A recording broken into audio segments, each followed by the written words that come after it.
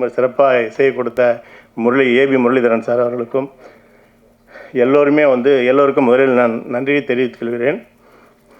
அவர் இப்போ sir Elvin sir பாடல்கள் எழுதணும்னு சொல்லிட்டு, நான் ஒரு பள்ளியினுடைய ஆசிரியர், ஓய்வு பெற்ற ஒரு ஆசிரியர்.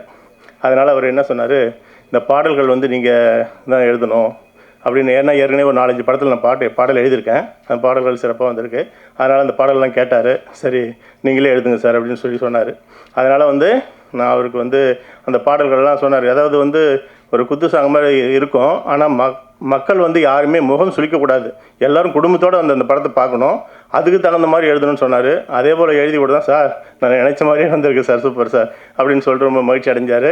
அதே போல் பார்த்திங்கனாக்கா அந்த மினிஸ்டர் சாங் ஒன்று இருக்குது. அந்த மினிஸ்டர் சாங் பார்த்திங்கனாக்கா எல்லாருடைய எம்எல்ஏஸ் ஒரு தலைவர், எந்த தலைவராக இருந்தாலும் அந்த தலைவருக்கு அது பொருத்தமாக இருக்கிற மாதிரி இருந்தால் கொஞ்சம் நல்லாயிருக்கும் சார்.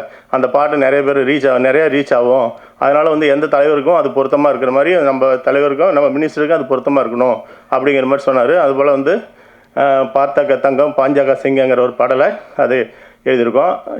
தேவக்கோட்டை அபிராமி பாடல் மாமா மச்சான் பாடல் நல்லா பண்ணியிருக்கோம். அதே போல் அதுக்கு அடுத்தது பார்த்திங்கன்னா ஒரு கணவன் மனைவி, அவங்க இப்போ ரோபோ சங்கர் தான் கணவராக இருப்பாங்க. அவங்க அஸ்வின் மேடம் மனைவியாக நடிச்சிருப்பாங்க. அவங்க 2 பேருமே பார்த்திங்கன்னா இப்போ நம்ம இதுக்கு மேலே திருமணத்துக்கு முன்னாடி பார்த்திங்கன்னா நம்ம யாருமே நம்ம எங்கே வேணாலும் ஃப்ரீயாக போகலாம், ஃப்ரீயாக வரலாம், நமக்கு எந்த ஒரு கட்டுப்பாடும் இல்லாமல் இருக்கும். ஆனால் இந்த பாட்டு இந்த படம் கல்யாணம் ஆன பிறகு பெரிய கட்டுப்பாடு தான் இருக்கும். என்னை கட்டி போட வந்தாலே திட்டமிட்டு வட்டமிட்டு நின்றாலே கண்ணாலே கொன்னாலே அப்படிங்கிற மாதிரி ஒரு பாடல். அது பார்த்திங்கன்னா பெண்ணுக்கும் அது பொருந்தும், ஆணுக்கும் பொருந்தும். ஏன்னா திருமணத்துக்கு பிறகு நீங்கள் நினச்ச நேரத்துக்கு வீட்டுக்கு வர முடியாது, நினச்ச நேரத்துக்கு போக முடியாது, ஒரு கட்டுப்பாடுக்குள்ளே வந்துடுறோம். அது அந்த பாட்டை கேட்குற எல்லாருக்குமே ரொம்ப இன்ட்ரெஸ்ட்டாக இருக்கும். அது ரொம்ப சிறப்பாக வந்திருக்கு. அதனுடைய இசையை நம்ம ஏபி முரளிதரன் சார் ரொம்ப சிறப்பாக பண்ணியிருக்காரு. நீங்கள் கேட்டு பார்த்தீங்கன்னா தெரியும். இப்போயோ நல்ல பாடல் 3 லட்சம் 4 லட்சம் பேர் வியூஸ்லாம் நல்லா பார்த்துட்டு போயிருக்கு. ரொம்ப சிறப்பாக வந்திருக்கு. அதனால் எல்வின் சாருக்கு முதல்ல எனக்கு இந்த வாய்ப்பு கொடுத்ததுக்கு அவருக்கு நன்றி தெரிவித்துக் கொள்கிறேன். ரொம்ப சிறப்பாக பண்ணியிருக்காங்க. நம்ம ரோபோ சங்கர் மற்றவங்க எல்லாருமே பார்த்தீங்கன்னாக்கா காமெடியில் அவ்வளோ கலக்கியிருக்காங்க. இந்த படத்தை பார்த்துட்டு ரொம்ப ஆச்சரியப்படுவாங்க. இந்த கோடைக்காலம் சம்மர் ட்ரீட்னு தான் சொல்லணும். கண்டிப்பாக அதை பார்த்து எல்லாருமே ரொம்ப இங்கே படம் பார்க்கும்போது நாங்கள் போட்டு பார்க்கும்போது எல்லோரும் சிரித்து எங்களுக்கு ரொம்ப மகிழ்ச்சியாக இருக்குது. அதனால் ரொம்ப சந்தோஷமாக இருந்தது. அந்த படத்தை நீங்கள் பார்த்துட்டு அதை எப்படி இருக்குதுன்னு உங்கள் ஃபீட்பேக்கு நீங்கள் சொல்லலாம். ஆனால் இந்த மே 9ஆம் தேதி இந்த படம் ரிலீஸ் ஆகுது. அதனால் இந்த படத்தை எல்லோருமே நீங்கள் பார்த்து மகிழ்ச்சி அடைய வேண்டுமா அன்போடு கேட்டுக்கொண்டு முடிக்கிறேன். நன்றி, வணக்கம். இப்போ இந்த படம் எனக்கு வாய்ப்பு கொடுத்தது இயக்குனர் தான். இயக்குனர் ப்ரொடியூசர் எல்வின் சார் தான். படம் ஃபஸ்ட்டு நாங்கள் பேசும்போது எந்த லொக்கேஷன் இது பிளான் பண்ணலான்னு சொல்லி பிளான் பண்ணோம். இப்போ உங்களுக்கு நல்ல லொக்கேஷனாக இருக்கணும் சார், இப்போ யாருமே அதிகமாக யூஸ் பண்ணாத ஒரு லொக்கேஷனாக இருக்கணும் அப்படிங்கிறது தான் இதில் பிளான் பண்ணி போனதில் தான். சங்கராபுரம் ஊர், கள்ளக்குறிச்சி பக்கத்தில், கள்ளக்குறிச்சிலேருந்து ஒரு 25 கிலோமீட்டர். லொக்கேஷன்லாம் ரொம்பவே நல்லாயிருக்கும். ஃபுல் அண்ட் ஃபுல் பார்த்திங்கன்னா இது ஒரு காமெடி மூவி. ஃபுல்லாக ரொம்பவே நல்லா பண்ணியிருக்கோம். சாங்கெலாம் பார்த்திங்கன்னா உங்களுக்கு ஒரு சாங்குக்கும் ஒரு டோன் ஃபிக்ஸ் பண்ணியிருக்கோம். சீன்ஸ்லாம் ஃபுல் அண்ட் ஃபுல் காமெடிங்கிற வாசி டைரக்டர் ரொம்ப ஃப்ரீயாக விட்டார். இந்த படத்தில் பொறுத்த வரைக்கும் ரொம்ப டார்ச்சர் பண்ணல, டென்ஷன் பண்ணல, ரெடின்னு சொல்லலை. ரொம்ப ஃப்ரீயாக விட்டாச்சு. நம்ம கேட்ட எக்யூப்மெண்ட்லாம் கொடுத்தாச்சு. படம் ரொம்பவும் நல்லாவே வந்திருக்கு. இதில் ரோபோ சாருக்கு தான் ரொம்ப நன்றி சொல்லணும். ரோபோ சார் எங்கள் கூடவே இருந்தார், வெளியிலே போகல, ரொம்ப சப்போர்ட் பண்ணார். எப்போ அதை ஒரு ஃபைட் ஒன்று பண்ணோம், அப்போல்லாம் அவருக்கு ரொம்ப முடியல. அந்த ஹீல்ஸில் ஒரு இடத்துல ஃபுல்லாக பார்த்தீங்கன்னா பயங்கர வெயில். அந்த வெயிலில் எங்களுக்கே நிற்க முடியல. பட் அவர் நின்று அந்த டஸ்ட்டில் ரொம்ப சப்போர்ட் பண்ணி கொடுத்தாரு. எல்லா லொக்கேஷன்லேயும் சரி, எல்லா லொக்கேஷனும் கொஞ்சம் ரிஸ்க்கான லொக்கேஷன் தான். ரோபோ சார் ரொம்ப சப்போர்ட் பண்ணார். அப்புறம் அண்ணாச்சி, கஞ்சாகருப்பண்ண, மோகன் வித்யா சார், அப்புறம் மீச ராஜேந்திரன், எல்லாருமே ரொம்ப டீமாக எங்களுக்கு சப்போர்ட் பண்ணாங்க. ஒரு ஃபேமிலி மாதிரி இருந்து ரொம்ப சப்போர்ட் பண்ணாச்சு. எனக்கு ஹேண்டில் பண்ணுறது கொஞ்சம் ஈஸியாக இருந்துச்சு. எல்லாமே செட்டு உள்ளே உட்காந்துருவாங்க, யாருமே வெளியில் போக மாட்டாங்க. ஸோ அதனால் டக்குன்னு நமக்கு எடுக்கிறதுக்கும் ரொம்ப சப்போர்ட்டாக இருந்துச்சு. எல்லாருக்கும் ரொம்ப நன்றி sir.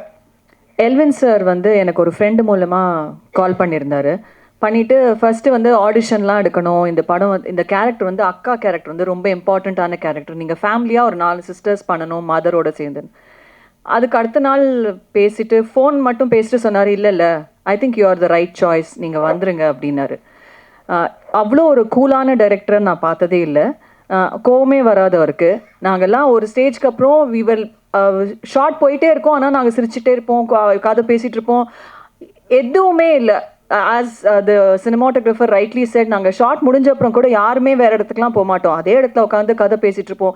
We bonded like a family. I think that help. அந்த கெமிஸ்ட்ரி பார்த்தீங்கன்னா சில சீன்ஸ்லாம் ரொம்ப நல்லா வந்திருக்கும். அண்ட் திரையுலகின் காமெடி ஜெயன்ஸ் இங்கே உட்காந்துட்டு இருக்காங்க, ரொம்ப சீனியர் ஆர்டிஸ்ட்லாம் உட்காந்துட்டு இருக்காங்க. அவங்க கூட to share screen space with such people, I think I'm really very blessed. Thank you Elvin sir for this wonderful opportunity. Robo Shankar sir கூட நாங்கள் அந்த வீட்டில் அந்த சீன்ஸ்லாம் பண்ணும்போது எங்களை அறியாமே சிரிச்சிருவோம். ஏன்னா you know what a comedy giant he is. அவருடைய டைமிங்லாம் எங்களுக்கு அவர் பார்த்தோடனே அப்படியே எங்களை அறியாமலே நாங்கள் சிரிச்சிருவோம். கட்டுன்னு சொன்ன அப்புறம் கூட சில நேரத்தில் சிரிச்சுட்டே இருந்தோம். நாங்கள் அவ்வளோ we had so much of fun during the filming. And மோகன் வைத்யா சார், கஞ்சா கருப்பண்ண, எல்லாருமே, இமான் அண்ணாச்சி, அவங்க கூடலாம் நான் நடிக்கலை, எங்களுக்கு சீன்ஸ் இல்லை. பட் ஓவரால் இந்த ஃபில்ம் பார்த்தீங்கன்னா ஒரு சம்மர் ட்ரீட். எல்லாருமே ஃபேமிலியாக வந்து ஜாலியாக சிரிச்சுட்டு போகலாம். No baggage, no emotional baggage, no serious drama, fun and fun. So ஒரு summer treat, ideal treat. கண்டிப்பாக எல்லாரும் வந்து பாருங்கள், இந்த மூவியை சப்போர்ட் பண்ணுங்கள். It will be a huge thing for all of us. And thank you for this wonderful opportunity. Thank you. என்னுடைய பேச்சில் நிறைய இருந்தா எடுத்துக்குங்க, குறை இருந்தா மன்னிச்சுக்குங்க. அரசியல் அப்படின்னா என்ன வேணாலும் பேசலாம், நாள் கணக்கில் பேசலாம். சினிமாவில் ஒரு சில நிமிஷங்கள் பேசுகிறேன், பேச்சில் நிறைய இருந்தால் எடுத்துக்குங்க, குறை இருந்தால் மன்னிச்சுக்குங்க. 19th centuryயில் சினிமா கண்டுபிடிக்கப்பட்டது. ஃபோட்டோகிராஃபி, செல்லுலாய்டு அப்படிங்கிறது தான் சினிமா. மாஸ் மீடியா, சினிமாங்கிறது மாஸ் மீடியா. அந்த மாஸ் மீடியாவில் நாங்கள்லாம் இருக்கிறோம் அப்படிங்கிறது மிக பெரிய சந்தோஷம். ஏன்னா ஒரு கலெக்டரோ ஒரு எஸ்பியோ ரோட்டில் நடந்து போனால் தெரியாது, ஆனால் சினிமாவில் இருக்கிற நடிகரோ இயக்குனரோ ரோட்டில் நடந்து போனால் தெரியும். அதுதான் சினிமா பவர். அந்த சினிமா பவரை வச்சு இன்றைக்கு தமிழ்நாட்டில் எத்தனை பேர் முதலமைச்சராக வந்திருக்கிறாங்க. அந்த சினிமாவில் நாங்கள் இருக்கிறதுக்கு ரொம்ப சந்தோஷம். முக்கியமாக இந்த படத்தில் அம்பி, அதாவது கதையின் நாயகனாக தம்பி ரோபோ சங்கர் அவர்கள் நடிச்சிருக்கிறாங்க. அவருடைய திறமையை ஊர் உலகம் எல்லாமே தெரியும். ஏன்னா அவர் எப்பேற்பட்ட கலைஞன் அப்படிங்கிறது எல்லாருக்குமே தெரியும். இப்போ நம்ம சினிமாவுக்கு வரணும், ஹீரோவாக ஆகணும், நடிகராக ஆகணும், இயக்குனராக ஆகணும்னு ஊரை விட்டு வந்திருப்போம். நான்லாம் சினிமாவுக்கு வந்து 40 வருஷம் ஆச்சு. இங்கே வந்து எவ்வளோ கஷ்டப்பட்டோங்கிறது எங்களுக்கு தான் தெரியும். சினிமாவில் நம்ம ஒரு இடத்த பிடிக்கணும், அந்த இடத்த தக்க வைக்கணும் அப்படிங்கிறது மிகப்பெரிய ஒரு விஷயம். அப்போது ஒரு நடிகர், ஒரு கலைஞன் இங்கே வந்து அவர் ஸ்டேஜில் பெர்ஃபார்ம் பண்ணி அசத்த போகுது, கலக்க போகுது, இதெல்லாம் பண்ணி மிமிக்ரி பண்ணி இன்றைக்கு ஒரு கதாநாயகனாக உயர்ந்திருக்கிறாருன்னா அவர் எவ்வளவு உழைப்பு அதில் வந்து இன்வெஸ்ட் பண்ணியிருப்பார் பாருங்க. தம்பி ரோபோ சங்கர் அவர்களுக்கு என்னுடைய வாழ்த்துக்கள். அதே போல் இந்த படத்தோட இயக்குனர் எல்வின் அவர்கள், அதாவது சார்லஸ் ரெனால்டு சினிமாவை கண்டுபிடித்தார். தாமஸ் ஆல்பா எடிசன் அவர்கள் அதை தொடர்ந்து மோஷன் பிக்சர்ஸை கண்டுபிடிச்சார். அதன் பிறகு லூமியோ பிரதர்ஸ் அவங்க கண்டுபிடிச்சாங்க. அப்புறம் இந்தியாவில் தாதா சாஹிப் பால்கே, அந்த பேர் வரிசையில் போசர் ஜே எல்வின். அருமையான ஒரு இயக்குனர். நான் ஒரு 178 இயக்குனர்கிட்ட பணி செஞ்சுருக்கிறேன். தமிழ், தெலுங்கு, மலையாளம், கன்னடம், ஹிந்தி ஆகிய 5 மொழிகள்லையும் 260 படம், 178 டைரக்டர்கிட்ட நான் வந்துட்டு வேலை செஞ்சுருக்கிறேன். எந்த ஒரு டென்ஷனும் இல்லாமல், எதையும் போட்டு குழப்பிக்காமல், சிரிச்சுக்கிட்டே வேலை வாங்குகிற இயக்குனர் நம்மளுடைய இயக்குனர் எல்வின் அவர்கள். ஏன்னா தயாரிப்பாளரும் அவங்க மிஸ்ஸஸ் தான். ஒரு தயாரிப்பாளர் மிஸ்ஸஸ்னாலும் இவர் தான் அதில் ஃபுல் எஃபர்ட்டை போடணும். ஒரு தயாரிப்பாளருக்கு எவ்வளோ கஷ்டம் இருக்குங்கிறது எனக்கு தெரியும். நான் 2000 ஒரு படம் பண்ணேன், காதலே என் காதலே அப்படின்னு ஒரு படம் ப்ரொடியூஸ் பண்ணேன். 2006 ஒரு படம் ப்ரொடியூஸ் பண்ணேன். ஸ்டேட் அவார்டு மட்டும்தான் வாங்கிச்சு, மற்றபடி பணம்லாம் வரல.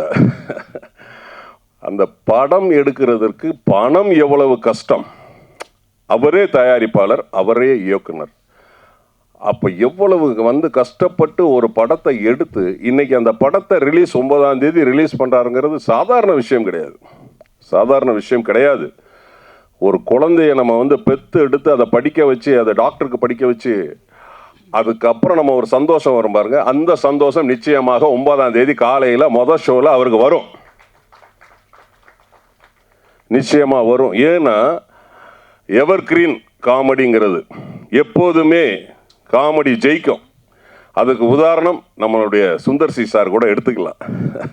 எத்தனையோ புதுமுக இயக்குனர்கள் இன்னைக்கு வந்தாலும் கடந்த 30 வருஷமாக இன்றைக்கும் எவர்கிரீனாக இருந்துட்டு இருக்கார் பாருங்க, அந்த காமெடியை கையில் வச்சுக்கிட்டு.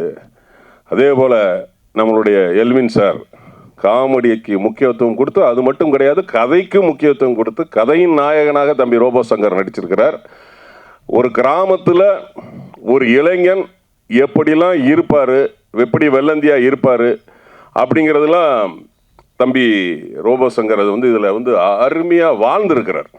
ஏன்னா என்னைய வந்து இந்த படத்தில் ஒரு வித்தியாசமான ஒரு பரிமாணத்தில் இயக்குனர் என்னைய காட்டியிருக்கிறார். அவருக்கு என்னுடைய நன்றி இந்த நேரத்தில் தெரிவிச்சுக்கிறேன். அதை இப்போ சொன்னால் தெரியாது, நீங்கள் படத்தில் பாருங்கள், அந்த காமெடி வேறு லெவலில் இருக்கும்.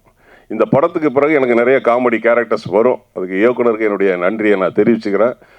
இந்த படத்தில் வந்து பார்த்தீங்கன்னா நிறைய காமெடி பட்டாளகங்கள். அதில் வந்து அண்ணாச்சி இமான் அண்ணாச்சி இருக்கிறாப்புல, அண்ணன் கஞ்சா கருப்பண்ணன் இருக்கிறாப்புல, நம்ம கோவை பாபு இருக்கிறாரு, எங்களுடைய மூத்தவர் தூர்தர்ஷன் தோன்றிய காலத்திலிருந்தே இருக்கிற அண்ணன் மோகன் வைத்தியா இருக்கிறாரு. நல்லா கஞ்சா கருப்பண்ணன் நல்லா பலமாக கைத்தட்டுங்க, சீனியர் மோஸ்ட் அவர். அப்புறம் வந்து பார்த்தீங்கன்னா ரமேஷ் கண்ணா சார் இருக்கிறாரு, நமோ நாராயணன் இருக்கிறாங்க. ஸோ என்னைய இந்த படத்தில் இவர் எப்படி இவ்வளவு காமெடி நடிகர்கள் இருக்கும்போது என்னைய எப்படி இவர், நம்ம எப்போதுமே போலீஸாக தானே நடிப்போம். 260 படம் நடிச்சிருக்கிறேன், அதில் 200 சொச்ச படம் போலீஸு. ரொம்ப ஈஸி போலீஸாக நடிக்கிறது. போனோமா குரலை உயர்த்தி பேசுகிறோமா 2 அடி அடித்தோமா, ரொம்ப ஈஸி. பட் இதில் நான் போலீஸாக தான் பண்ணியிருக்கிறேன். ஆனால் அதில் நம்மளை எப்படி காமெடியாக வேலை வாங்கியிருக்காருன்னா உண்மையிலே டைரக்டர் அவர்களுக்கு என்னுடைய நன்றி, மிகப்பெரிய ஒரு வாழ்த்துக்கள். இப்போ வரும்போது அண்ணாச்சி இமான் அண்ணாச்சி சொன்னாங்க, நீங்கள் வந்து சினிமாவை சம்மந்தம் இல்லாமல் வேறு ஏதாவது பேசுங்க அப்படின்னு சொல்லி. அதுதான் ட்ரெண்டு, அதுதான் கண்டென்ட்டு. இல்லை வந்து கேட்டாப்புல கோவை பாபு அவர்கள் கேட்டார், என்னென்னா மீசையெல்லாம் எடுத்துட்டீங்க, ஒரு மாதிரி வித்தியாசமாக இருக்கிறீங்க அப்படின்னு. மற்றவங்கெல்லாம் ஜனநாயகன் நம்ம ஒரு படத்தில் நடிக்கும்போது நான் மக்கள் நாயகன் ஒரு படத்தில் நடிக்கிறேன், அதுக்காக இந்த மீசையை எடுத்துட்டேன். அண்ணாச்சி கண்டென்ட் வந்துடுச்சா? அவர் ஜனநாயகன் நடிச்சிட்டு இருக்காரு, நான் மக்கள் நாயகன் ஒரு படத்தில், அதே சங்கராபுரத்தில் தான் சார் எங்களை எங்கே கூட்டு போனாரோ அதே சங்கராபுரத்தில் மக்கள் நாயகன் ஒரு படத்தில் விவசாயியாக நடிச்சிருக்கிறேன். அந்த டைரக்டர் சொல்லிட்டாரு, மீசை ஈசையெல்லாம் எடுத்துருக்க, எடுத்துகிட்டு வெள்ளதாடிலாம் வேணும். ஏற்கனவே ஒரு ஷெட்யூல் முடிச்சுட்டு வந்துட்டேன். இப்போ 4 நாள் கழிச்சு ஒரு ஷெட்யூல் போகிறேன். ரொம்ப கஷ்டமாக இருக்குது. ஏன்னா ஒரு சில இதில் மீசை கண்டினியூட்டி, ஒரு இதில் மீசை கிடையாது. ஸோ அவர் ஜனநாயகன் நடிக்கும்போது நம்ம என்ன மக்கள் நாயகன் நடிக்கக்கூடாதா? கண்டென்ட் வந்துச்சு உங்களுக்கெல்லாம். நான் எப்போதுமே ஒரு மேடையில் முடிச்சுட்டு போகும்போது எங்கள் தலைவர் கேப்டனை பற்றி நான் சொல்லுவேன். கேப்டனை பற்றி டிசம்பர் 28 அப்போ தான் தெரிஞ்சுது பாதி பேருக்கு. ஒருத்தருடைய அருமை இருக்கும்போது தெரியாது, அவர் இல்லாத போது தான் அவருடைய அருமை தெரியும்.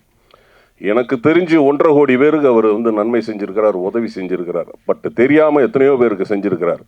செஞ்ச உதவியை சொல்லி காட்ட மாட்டார் புரட்சி கலைஞர். யாரையுமே மரியாதை இல்லாமல் பேச மாட்டார். எப்போதுமே நான் எந்த மேடையாக இருந்தாலும் அவரை பற்றி ஒரு சில வார்த்தைகள் சொல்லிட்டு தான் போவேன். தலைவர் கேப்டன் அவர்கள் தைரியமானவர், அது உங்களுக்கும் தெரியும். சட்டசபையிலே நம்ம பார்த்துருக்கிறோம். அவர் தைரியம் யாருக்குமே வராது. ஆனந்த விகடனில் ஒரு முறை பேட்டி ஒன்று கொடுத்தார். நிருபர் கேட்டார் ஒரு கேள்வி. தலைவர் கலைஞர் அவர்கள் கோபாலபுரத்தில் இருக்கிற வீட்டை தனக்கு பிறகு, தன் மனைவிக்கு பிறகு, தன் குழந்தைக்கு பிறகு அதை மருத்துவமனைக்கு கொடுத்தாருன்னு சொல்லி ஒரு கேள்வி கேட்டார். அதற்கு கேப்டன் சட்டென்றும் பதில் சொன்னார். பாருங்க, ஒருத்தர் உதவி செய்யணும்னு நினைச்சா அப்போதே அதை கொடுத்துட்டு போயிடணும், அதுக்கு பேர் தான் உதவி அப்படின்னு சொல்லி கேப்டன் சொன்னார். உதவி செய்யணும்னு நினைச்சா அப்பவே முடிச்சிடணும். அது என்ன, அது மனைவிக்கு பிறகு, குடும்பத்துக்கு பிறகு, குழந்தைக்கு பிறகு, அதன் பேர் உதவி கிடையாது. இது ஆனந்த விகடனில் தலைவர் கேப்டன் சொல்லியிருக்கிறார். ஸோ உதவி செய்யணும்னு நினைச்சீங்கன்னா அப்பவே அந்த நிமிஷமே உதவி செஞ்சிருங்க. இந்த படத்தை நிச்சயமாக மீடியா, அதாவது இன்னைக்கு நம்ம பார்க்குறோம் பெரிய பெரிய ஆர்டிஸ்ட் நடித்த படம்லாம் ஓடலை. காரணம் கதை கிடையாது. கதை இருந்தால் அது பெரிய ஆர்டிஸ்டாக இருந்தாலும் சரி, சின்ன ஆர்டிஸ்டாக இருந்தாலும் சரி, படம் நிச்சயமாக வெற்றி பெறும். இந்த படம் நிச்சயமாக வெற்றி பெறும், அது மாற்று கருத்தே கிடையாது. ஏன்னா கதை ஸ்ட்ராங்காக இருக்கு, கதை ஸ்ட்ராங்காக இருக்கு. நேற்று நைட்டு நான் ஒரு படம் பார்த்தேங்க, லால் சார் படம், லாலேட்டன் படம் வந்து ரிலீஸ் ஆக போகுது. தமிழில் வந்து வருது, தொடரும் அப்படின்னு சொல்லிட்டு ஒரு படம், தொடரும். அந்த படம் பார்த்தீங்கன்னா ஒரு சின்ன கதை தாங்க, என்ன அருமையாக அதை எடுத்துருக்குறாங்க தெரியுமா? ஸோ கதை ஒரு ஒரு ஒரு படத்துக்கு முக்கியமான ஒரு விஷயம். அந்த கதை இந்த அம்பி படத்தில் இருக்குது. ஏன்னா அந்த அளவுக்கு நானும் தம்பி ரோபோ சங்கரும் நடிக்கும்போது ஒரு போலீஸ் ஸ்டேஷனில் ஒரு சீனு, தம்பி ரோபோ சங்கருடைய பாடி லாங்குவேஜ், அந்த மாடுலேஷன், அந்த ரியாக்ஷன், ஒரு 13 கமல் சாரை உள்ள வச்சிருக்கிறார் அவர். ஏன்னா அவர் வந்து நான் எப்படி கேப்டனோட விசுவாசி, கேப்டனுடைய ரசிகரோ, அதே மாதிரி அவர் கமல் சாரோட விசுவாசி ரசிகர். அந்த லுக்கு, அந்த அந்த வாய் கோணிட்டு போகிறது, அதெல்லாம் வந்து பார்த்தீங்கன்னா ஒரு 13 கமல் சார் உள்ளே இருக்கார். கமல் சாரை கிட்ட கிட்ட கிட்ட இருந்து பார்த்து பார்த்து பார்த்து ரசித்து அவ்வளவு கமல் சாரை உள்ளே இழுத்து வச்சிருக்கிறார். ஸோ இந்த படத்துக்கு நீங்கள் நிச்சயமாக சப்போர்ட் பண்ணணும், பண்ணுவீங்கன்னு நினைக்கிறேன். உங்களுடைய ஆதரவு எப்போதுமே வேணும். ரசிகர்கள் அனைவரும் இந்த படத்தை தியேட்டரில் போய் பாருங்கள். ஒரு நல்ல இயக்குனர் நம்ம தமிழ் சினிமா ஏற்கனவே ஒரு படம் பண்ணியிருக்கிறார். இந்த படத்தின் மூலமாக, ஏன்னா பழைய காலங்களில் நம்ம பார்த்துருக்கோம், காதலிக்க நேரமில்லை, உத்தரவண்டி உள்ளேவா, கலட்டா கல்யாணம், காரோட்டி கண்ணன், அப்படியே வந்து பார்த்தீங்கன்னா இப்போ சுந்தர் சி சார் படம் வரைக்கும் பார்த்தீங்கன்னா நகைச்சுவை, நாகேஷ் சார் நடித்த படங்களாகட்டும், அப்புறம் வந்து பார்த்தீங்கன்னா உள்ளத்தை அள்ளித்தான் இப்போ வந்த நம்ம கார்த்திக் சார் படம், எதுனாலும் சரி நகைச்சுவை அப்படின்னாலே அது எல்லாருடைய வாழ்க்கையிலும் கலந்தது. இந்த படமும் அப்படிதான், நிச்சயமாக வெற்றி பெறும். என்னுடைய பேச்சில் நிறைய இருந்தால் எடுத்துக்குங்க, குறை இருந்தால் மன்னிச்சுக்குங்க. நன்றி, வணக்கம். இந்த அம்பி படத்தில் எனக்கு வாய்ப்பு கொடுத்த இயக்குனர் எல்வின் அவர்களுக்கு இந்த மேடையில் என்னோடய நன்றியை தெரிவிச்சுக்கிறேன். இந்த படம் வந்து முழுக்க முழுக்க ஒரு காமெடியான படம். சின்ன பட்ஜெட்டாக இருந்தாலும் இந்த கண்டென்ட்டை நம்பி இயக்குனர், அவரே தயாரிப்பாளர் கஷ்டப்பட்டு பண்ணியிருக்காரு. எங்கள் எல்லாருக்கும் வந்து ரொம்ப ஜாலியாக இருந்தோம். ஏதோ ஒரு ஷூட்டிங் போன மாதிரி இல்லாமல் ஒரு டூர் போன மாதிரி இருந்தது. சொன்ன மாதிரியே ஷூட்டிங் முடிஞ்சு வரும்போது எல்லாருமே ரொம்ப இனி ஒரு வாரம் ஷூட்டிங் இருக்காதா அப்படிங்கிற மாதிரி இருந்துச்சு. ஏன்னா ஷூட்டிங் நாங்கள் அவ்வளோ ஜாலியாக இருப்போம். அப்புறம் நாங்கள் எல்லோரும் ஒரே ஹோட்டலில் தான் ஸ்டே பண்ணோம். ஷூட்டிங் முடிஞ்ச பிறகு ஹாஹா சொல்லவே வேண்டியதில்லை. அது இமானாச்சு இருக்கிற இடம் இருந்தால் வேறு லெவலு. அவர் கூட ஒரு அவுட்டோர் ஷூட்டிங் போனால் எல்லாருக்கும் ஒரு நம்பிக்கையான இருக்கும், நல்ல சாப்பாடு கிடைக்கும். அந்த ஊரில் எந்த ஹோட்டல் நல்லா இருக்குது, எங்கே மீன் குழம்பு நல்லா இருக்கும் அப்படிங்கிறது கண்டுபிடிச்சிடுவார். முதல் நாள் போனோன்னா அசிஸ்டன்ட் விட்டுட்டு இங்கே எங்கே ஹோட்டல் நல்ல ஹோட்டல் இருக்குது, மீன் குழம்பு எங்கே இருக்குது அப்படின்னு கண்டுபிடிச்சி சொல்லிடுவார். ஆமாம், மயில்சாமி அண்ணா இல்லாத குறைய அவர் தீக்கிறாரு. ஆமாம். ஸோ இந்த படம் வந்து எங்களுக்கு நடிக்கிறதுக்கு வந்து முழு சுதந்திரம் கொடுத்தாரு. நல்லா நடிக்கும்போது ஏதாவது சில விஷயம் தோணுச்சுன்னா, சார் இது பண்ணலாமா, பாபு நல்லா இருக்கே, இது பண்ணுங்கள், இது நல்லா இருக்குது, இது நல்லா இருக்குது அப்படிம்பாங்க. ஸோ எங்கள் எல்லாருக்கும் வந்து முழு சுதந்திரம் கொடுத்து எல்லோரும் வந்து ஒரு ஃபேமிலியாக வந்து ஜாலியாக நாங்கள் வந்து சிரித்து நடிச்சிட்டு இருக்கோம். இந்த படம் பார்க்கும்போது உங்களுக்கும் எல்லாருக்கும் ஃபேமிலியோடு வந்து ஜாலியாக என்ஜாய் பண்ணலாம். இந்த சம்மருக்கு வந்து இந்த படத்தை வந்து குடும்பத்தோடு வந்து தியேட்டரில் பாருங்கள். கண்டிப்பாக நீங்கள்லாம் ஆதரவு கொடுக்கணும். இந்த மாதிரி எங்களை மாதிரி சின்ன படங்களுக்கு நீங்கள் நிறைய ஆதரவு கொடுத்தீங்கன்னா மேலும் மேலும் அவங்க படம் எடுப்பாங்க. இன்றைக்கெல்லாம் வந்து ஒருத்தர் படம் எடுத்துகிட்டு அடுத்த படம் எடுக்கிறதுக்கு நிறைய பேர் இல்லை. ஒரு படம் எடுத்துகிட்டு அடுத்த படம் எடுத்திக்கலான்னா ரொம்ப கேப் விழுகுது. காரணம் என்னென்னா அது வெற்றி தான். ஒரு படத்துடைய வெற்றி ஒரே ஒரு வெற்றி தான், அது உங்கள் கையில் தான் இருக்குது. நீங்கள் இந்த படத்தை வந்து வெற்றி கொடுத்துட்டிங்கன்னா இவர் மறுபடியும் அடுத்த படம் எடுப்பார். கிட்டத்தட்ட ஒரு 80 குடும்பங்களுக்கு அவர் வந்து பொழப்பு கொடுக்குறாரு. ஒரு படம் எடுக்கும்போது அத்தனை தொழிலாளர்களுக்கு வந்துக்கு ஒரு வாய்ப்பு கொடுக்குறாரு. ஸோ இந்த படத்தை வந்து தயவு செய்து தியேட்டரில் வந்து பாருங்கள். நீங்கள் ஊடகங்களில் எல்லாம் நினச்சிங்கன்னா அந்த படத்தை வந்து வெற்றி படம் ஆக்கலாம். இது நல்ல ஒரு ஜாலியான படம், எந்த கருத்து வேறுபாடு இல்லாமல் ஃபேமிலியோடு உட்காந்து ரசிக்கிற படம். ஸோ அவசியம் வந்து தியேட்டரில் பாருங்கள், ஆதரவு கொடுங்க. நன்றி. மேடையில் அமர்ந்திருக்கும் இயக்குனர், என்னுடைய உறவினர், அதே மாதிரி என் பக்கத்து ஊர் ரோபோ சங்கர் அவர்களுக்கு படத்தில் ஹீரோவாகத்தே இருந்திருக்காரு. நான் நண்பராகத்தே இன்ன வரைக்கும் பார்த்துக்கிட்டு இருக்கேன். அவருக்கு நன்றியை சொல்லிக்கிறேன், இயக்குனருக்கு நன்றியை சொல்லிக்கிறேன். அதே மாதிரி அண்ணாச்சி போனாலே அந்த இடம் ரொம்ப சிறப்பாக இருக்கும். ஹோட்டலும் நாட்டுக்கூலி இருக்கோ இல்லையே அவங்கள அடிக்க வச்சு சமைச்சே கொண்டு வந்துடுவார். அதே மாதிரி என் மூத்தவே பெரியவே மோகன் வைத்தியா, அவனுக்கு நன்றியை சொல்லிக்கிறேன். அதே மாதிரி மேஜர் ராஜேந்திரன், அதே மாதிரி கோவை பாபு, அப்புறம் ராஜா, இது கேமராமேனு எங்களை ரொம்ப அழகாக அந்த படத்தில் காட்டியிருக்காரு. நீங்கள் பேசுகிறதாங்க டைலாக்கு, டைரக்டர் எழுதி கொடுக்குறதா பேச மாட்டிய உங்கள் நோக்கத்துக்கு பேசுகிறீங்க அப்படின்னு சொல்லுவார். வில்வில் சாரை பற்றி நான் இங்கே நிறையா சொல்லணும். ஏன்னா நல்ல ஒரு மனிதர். 1 மணியாக இருந்தாலும் ஃபோன் எடுத்து அண்ணே உங்களுக்கு சாப்பாடு வந்துருச்சா, நீங்கள் சாப்பிட்டீங்களா அப்படின்னு கேட்பார். அப்போ நான் சொல்லுவேன், அவர்கிட்ட சில நிறைய குறைகளை சொல்லுவேன். எனக்கு சாப்பாடு வந்துருச்சு, மோகன் வைத்தியா பெரியவனுக்கு தான் சாப்பாடு வரல, வேகமாக அவனுக்கு கொடுத்து விடுங்க, சண்டை போட்டுக்கிட்டு இருக்கேன் அப்படின்னு சொல்லி நான் சொல்லுவேன். அப்படி அதே மாதிரி அந்த மியூசிக் டைரக்டர் சொல்லிக்கிறேன்னு அதை அவரை மறந்துட்டு தப்பாக நினச்சிக்கிறாதிய, நல்ல பாடல்கள் கொடுத்துருக்காரு. அதே மாதிரி அந்த அக்கா, நீங்கள் அவங்க ரோபோவுக்கு அக்காவை நடிச்சிருக்கீங்களா, அவங்க பேசுனதுனா கரெக்டு, கொஞ்சம் இங்கிலீஷில் அதிகமாக பேசுகிறாங்க, அதுதான் எனக்கு பிடிக்கல. ஏன்னா தமிழில் பேசியிருக்கலாம், கொஞ்சம் அதை ட்ரை பண்ணுங்கக்கா அடுத்த படத்தில். ஏன்னா பேசினியே கொஞ்சம் இடையில இங்கிலீஷ் வந்துச்சு. ஏன்னா இந்த இங்கிலீஷ் வார்த்தை எனக்கு அலர்ஜி. தமிழில் எனக்கு பிடிக்காத வார்த்தை இங்கிலீஷ் வார்த்தை, அதை நீங்கள் மாற்றிக்கிறீங்க. அதே மாதிரி மீச ராஜேந்திரனே நல்ல கண்டனட் சொல்லிட்டு போனார். இந்த கண்டனருக்கு பலியாக போகிறது நம்ம மோகன் வைத்தியாதே. நாங்கள்னா ஃப்ரீயாக போயிடுவோம். அவர் பேசும்போது அவனே அப்படி கிளாப்ஸ் பண்ணேன். நிச்சயம் ஏதாவது கல் வந்து விழுகு, அதுக்கு நாங்கள் பொறுப்பு இல்லை. நாங்கள்னா பேசும்போது சிரிக்கலை. நானும் அண்ணாச்சி குனிஞ்சிட்டேன். அது ஒரு நல்ல வேலையை பார்த்துட்டோம். அப்போ உன்னை இந்த ஆடியோ லாட்ஜ் வரைக்கும் கூட்டிகிட்டு வந்து பழி கொடுக்கணும் பார்க்குறாங்களே, நான் நல்லபடியாக இருப்பேன். சுண்டல்லாம் வாங்கி கொடுத்துட்டே சாப்பிடு, தண்ணியை குடி, வேறு என்ன சாப்பாடு வேணுமோ கேளு, வாங்கி கொடுத்துறேன். இந்த படத்தை பற்றி பேசணும்னா நிறையா பேசணும். ஏன்னா வில்வில் சாருடைய மனைவி ப்ரொடியூசராக இருக்காங்க. அவங்க உண்மையிலே எல்லோரும் மனைவியை ஒரு டாக்டர் ஆக்கி பார்க்கணும், கலெக்டர் ஆக்கி பார்க்கணும்னு ஆசைப்படுவாங்க. ஆனால் முதல் முறையாக மனைவியை ஒரு தயாரிப்பாளர் ஆக்கியிருக்காரு. இன்னும் அவர் மனைவியை ஒரு டைரக்டராகவும் அவர் கொண்டுக்கிட்டு வரணும்னு நான் கடவுள்கிட்ட வேண்டிக்கிறேன். ஏன்னா அவங்கன்னா டைரக்டராக வந்தாங்கன்னா எங்களை மாதிரி ஆளுகளுக்கு நிறையா வேலை கொடுப்பாங்க. எனக்கு கொடுக்குறீங்களோ இல்லையோ, என்னுடைய செல்லமானவன் மூத்தவனுக்கு மோகன் வைத்தியாவுக்கு நிறையா படம் கிடைக்கணும்னு நான் அந்த கடவுள்கிட்ட வேண்டிக்கிறேன். இந்த அம்பி படத்தை பார்த்துட்டு நிறையா படம் அவரை கூப்பிட்டு இருக்கிற இயக்குனர் ஃபுல்லாக கமிட் பண்ணுங்கள், அதோடு சேர்த்து எங்களையும் கமிட் பண்ணிக்கிறங்க. நன்றி, வணக்கம். கதாநாயகனாக நடிக்கிறாரு அப்படின்னு சொன்னார். நான் சொன்னேன், ஏற்கனவே அவர் அறிமுகமானவர் தானே எல்லாருக்கும் அப்படின்னு சொன்னேன். இல்லை சார், இது பெருசாக பண்ணணும் அப்படின்னு சொன்னார்.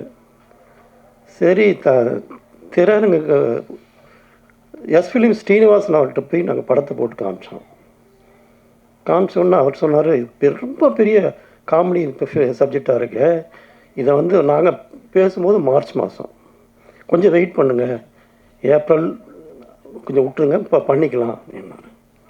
அதே மாதிரி இப்போ மே மாதம் 9ஆம் தேதி கூப்பிட்டு சொன்னார், நம்ம பண்ணிக்கலாம், கரெக்டான டைமு அப்படின்னு, பெரிய அளவில் இதை சக்ஸஸ் ஆகும் அப்படின்னு நம்பிக்கை கொடுத்தாரு.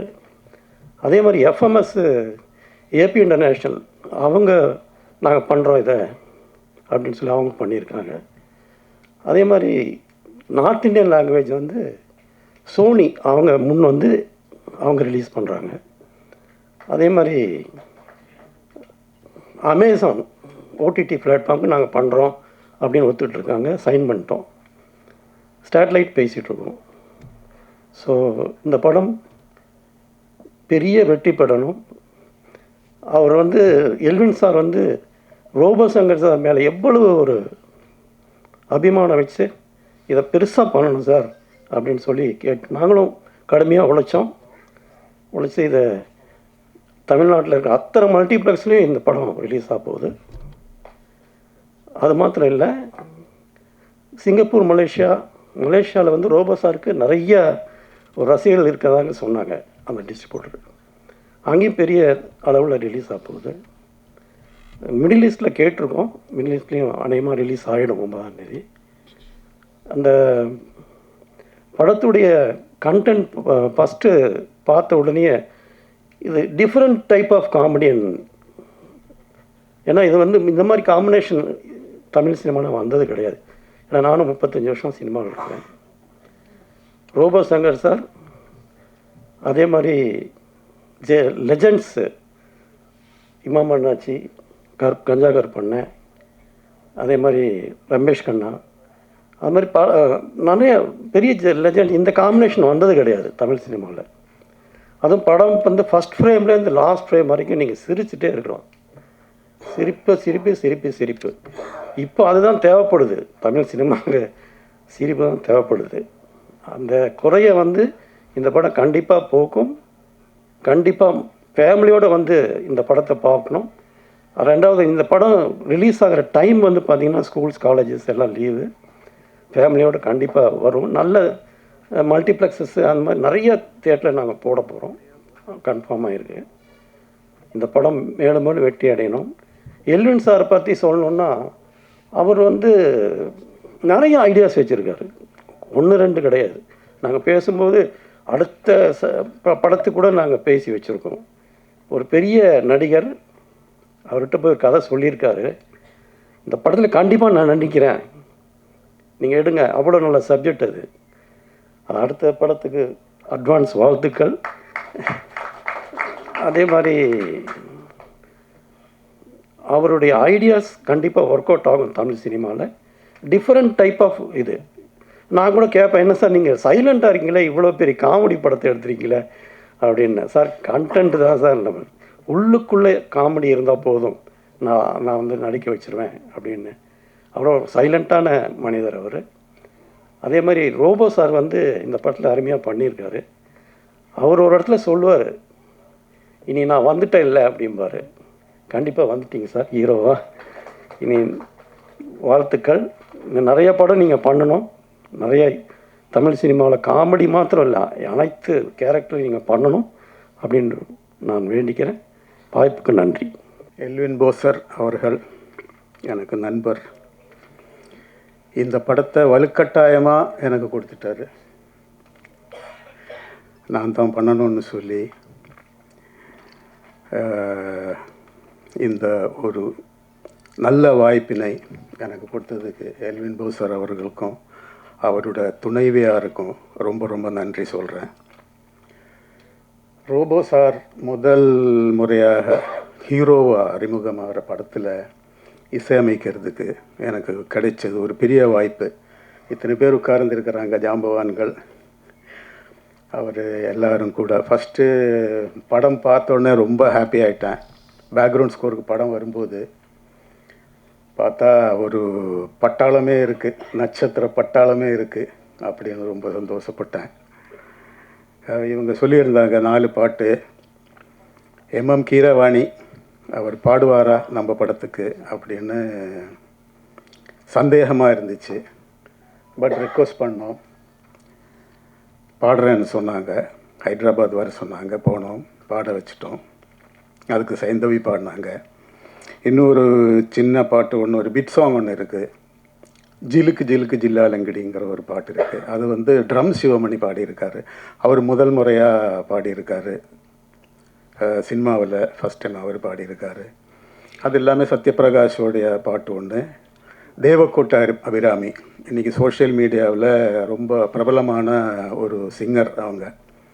அவங்க பாடின ஒரு பாட்டு. இந்த மாதிரி 4 பாட்டு இந்த படத்தில். மறுபடியும் எல்லாருக்கும் நன்றி, ரொம்ப ரொம்ப நன்றி. இந்த வாய்ப்பினை கொடுத்ததுக்கு எல்வின் போசருக்கும் அவர் மனைவிக்கு நன்றி, அனைவருக்கும் நன்றி. தேங்க்யூ. அம்பி சேது படத்தில் என்னோட பேர் அபித குச்சலாம்பாளோட மாமா, அவளை கல்யாணம் பண்ணுற மாப்பிள்ளை அம்பிங்கிற அந்த பேரில் நடித்தேன்.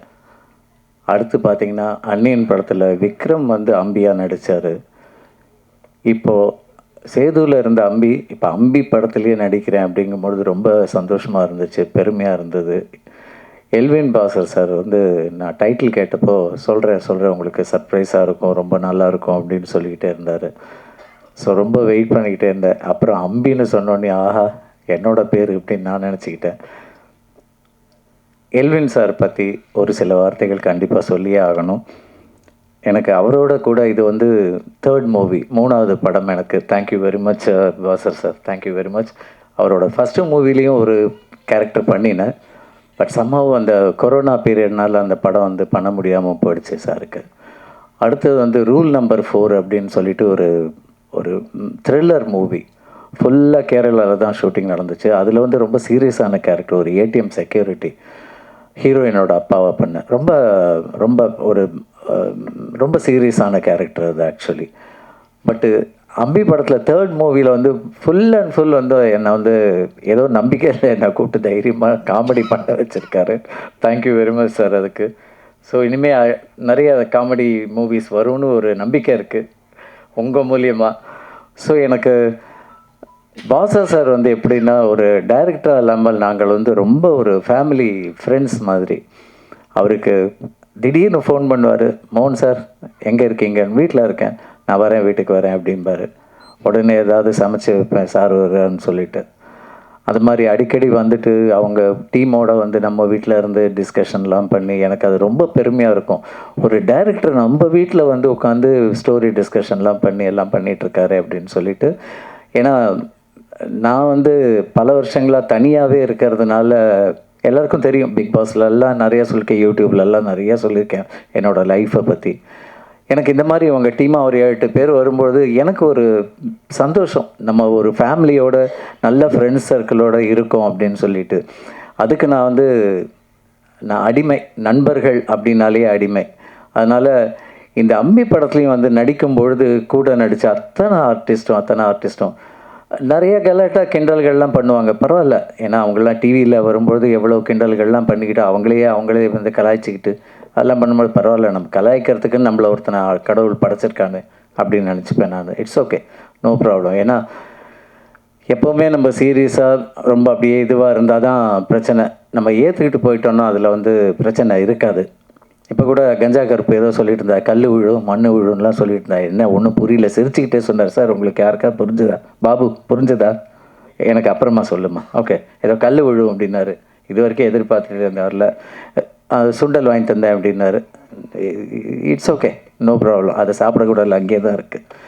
ஸோ இந்த மாதிரி நாங்கள் ஷூட்டிங் ஸ்பாட்டில் வந்து எனக்கு பெரிய பெருமை, ஃபஸ்ட்டு அதை சொல்லியே ஆகணும், ரோபோ சங்கர். ஸோ நிறைய டிவியில் அவரை பார்த்து ரசித்து, அவருடைய காமெடியெலாம் பார்த்து சிரித்து வயிறு வலித்து, சினிமாலேயும் அவருடைய காமெடியெலாம் பார்த்து அவரோட கூடவே நடிக்கிறதுக்கெல்லாம் நம்மளுக்கு வாய்ப்பு வருமா, அவரை நேரில் சந்திக்கக்கூடிய வாய்ப்பு வருமா அப்படின்னு நினச்சிக்கேன். நம்ம இமான் அண்ணாச்சியை கூட நான் பார்க்கும்பொழுது, அவருடைய டிவி நிகழ்ச்சியெல்லாம் பார்க்கும்பொழுது இவங்க கூடலாம் நம்மளுக்கு வந்து வருமா வாய்ப்பு அப்படின்னு நினச்சிருக்கேன். அது இந்த படத்தில் வந்து அது நிறைவேறினப்போ ரொம்ப ரொம்ப ரொம்ப சந்தோஷமாக இருந்துச்சு. ஏன்னா எப்போவுமே வந்து கதைக்கு ஏற்ற கதாநாயகன் இருந்தால்தான் அந்த கதை நல்லாயிருக்கும், அந்த திரைப்படமும் நல்லாயிருக்கும் பார்க்குறதுக்கு. ஸோ இந்த அம்பி படத்தில் உள்ள கதைக்கு ரோபோ சங்கர் அவர் தான் ஆப்டான பர்சனாக இருப்பாருன்னு அவரை வந்து கதாநாயகனாக எல்வின் சார் போட்டது ரொம்ப ஒரு அருமையான விஷயம். ஏன்னா ஸ்பாட்டில் அவர் நடிக்கும்போது நான் உட்காந்து பார்த்துக்கிட்டே இருப்பேன். ரோபோ சங்கர் நடிக்கிறத பார்த்துக்கிட்டே இருப்பேன் நான். எனக்கு ரொம்ப பிடிக்கும். நான் மோஸ்ட்லி இயக்குனர் பின்னாடி தான் இப்போ எல்லா படத்துலையும். கே பாலச்சந்தர் சார் கிட்ட நடிச்சிருக்கேன், சங்கர் சார் கிட்ட நடிச்சிருக்கேன், பாலா சார் கிட்ட நடிச்சிருக்கேன், நாகா சார் கிட்ட நடிச்சிருக்கேன், திருச்செல்வம் சார் கிட்ட நடிச்சிருக்கேன், எல்லார்கிட்டையும் நடிச்சிருக்கேன். எல்லார்கிட்டையும் நடிக்கும்போதும் அவங்கக்கிட்ட இருக்கிற அந்த விஷயங்கள் எல்லாம் நான் எடுத்துப்பேன். நான் நிறைய விஷயங்களை எடுத்துப்பேன். இன்றைக்கி என்ன ஒரு படம் டைரக்ட் பண்ண சொன்னால் கூட அந்த அளவுக்கு என்கிட்ட ஒரு தைரியம் இருக்குது, டைரக்ட் பண்ணலாம் அப்படிங்கிற ஒரு தைரியம் இருக்குது. ஸோ நிறைய விஷயங்களை கற்றுப்பேன் நான். அது மாதிரி ரோபோ சங்கர் நடிக்கும்போது நான் பார்த்துட்டே இருப்பேன். எங்கே ரொம்ப ரசிப்பேன் நான். அவருடைய காமெடி ஆகட்டும், அவருடைய ஜோக்ஸ் ஆகட்டும், எல்லாத்தையுமே ரொம்ப ரசிப்பேன். அதே மாதிரி ஷூட்டிங் வந்து சங்கராபுரம் ஊரில் நடந்தப்போ அந்த ஊர் மக்கள் பற்றி கண்டிப்பாக சொல்லணும். ரொம்ப ரொம்ப ரொம்ப டிஸ்டர்ப் பண்ணாமல், ரொம்ப வந்து அங்கே வந்து நின்றுக்கிட்டு சத்தம் போடாமல், அந்த மாதிரிலாம் இல்லாமல் ரொம்ப அமைதியாக வந்து ஷூட்டிங் பார்த்து எல்லாருக்கும் ஒரு ஹெல்பிங் டெண்டன்சியாக இருந்தாங்க. எஸ்பெஷலி நம்ம ரோபோ சங்கருக்கு வந்து அவர் அப்போ உடம்பு முடியாமல் இருந்தப்போ ஒரு வீடு ஒருத்தங்க வந்து எங்களுக்கு தெரியும், ஒரு பெரிய ரிச் பீப்புள், அவங்க வீடை வந்து எங்களுக்கு கொடுத்துட்டாங்க. அவங்க போயிடுவாங்க வெளியில், நாங்கள் தான் உட்காந்துருப்போம் உள்ளே பேசிட்டு அரட்டடிச்சிட்டு தூங்கிட்டு கத்திக்கிட்டு கிடப்போம் நாங்கள் அந்த வீட்டில்.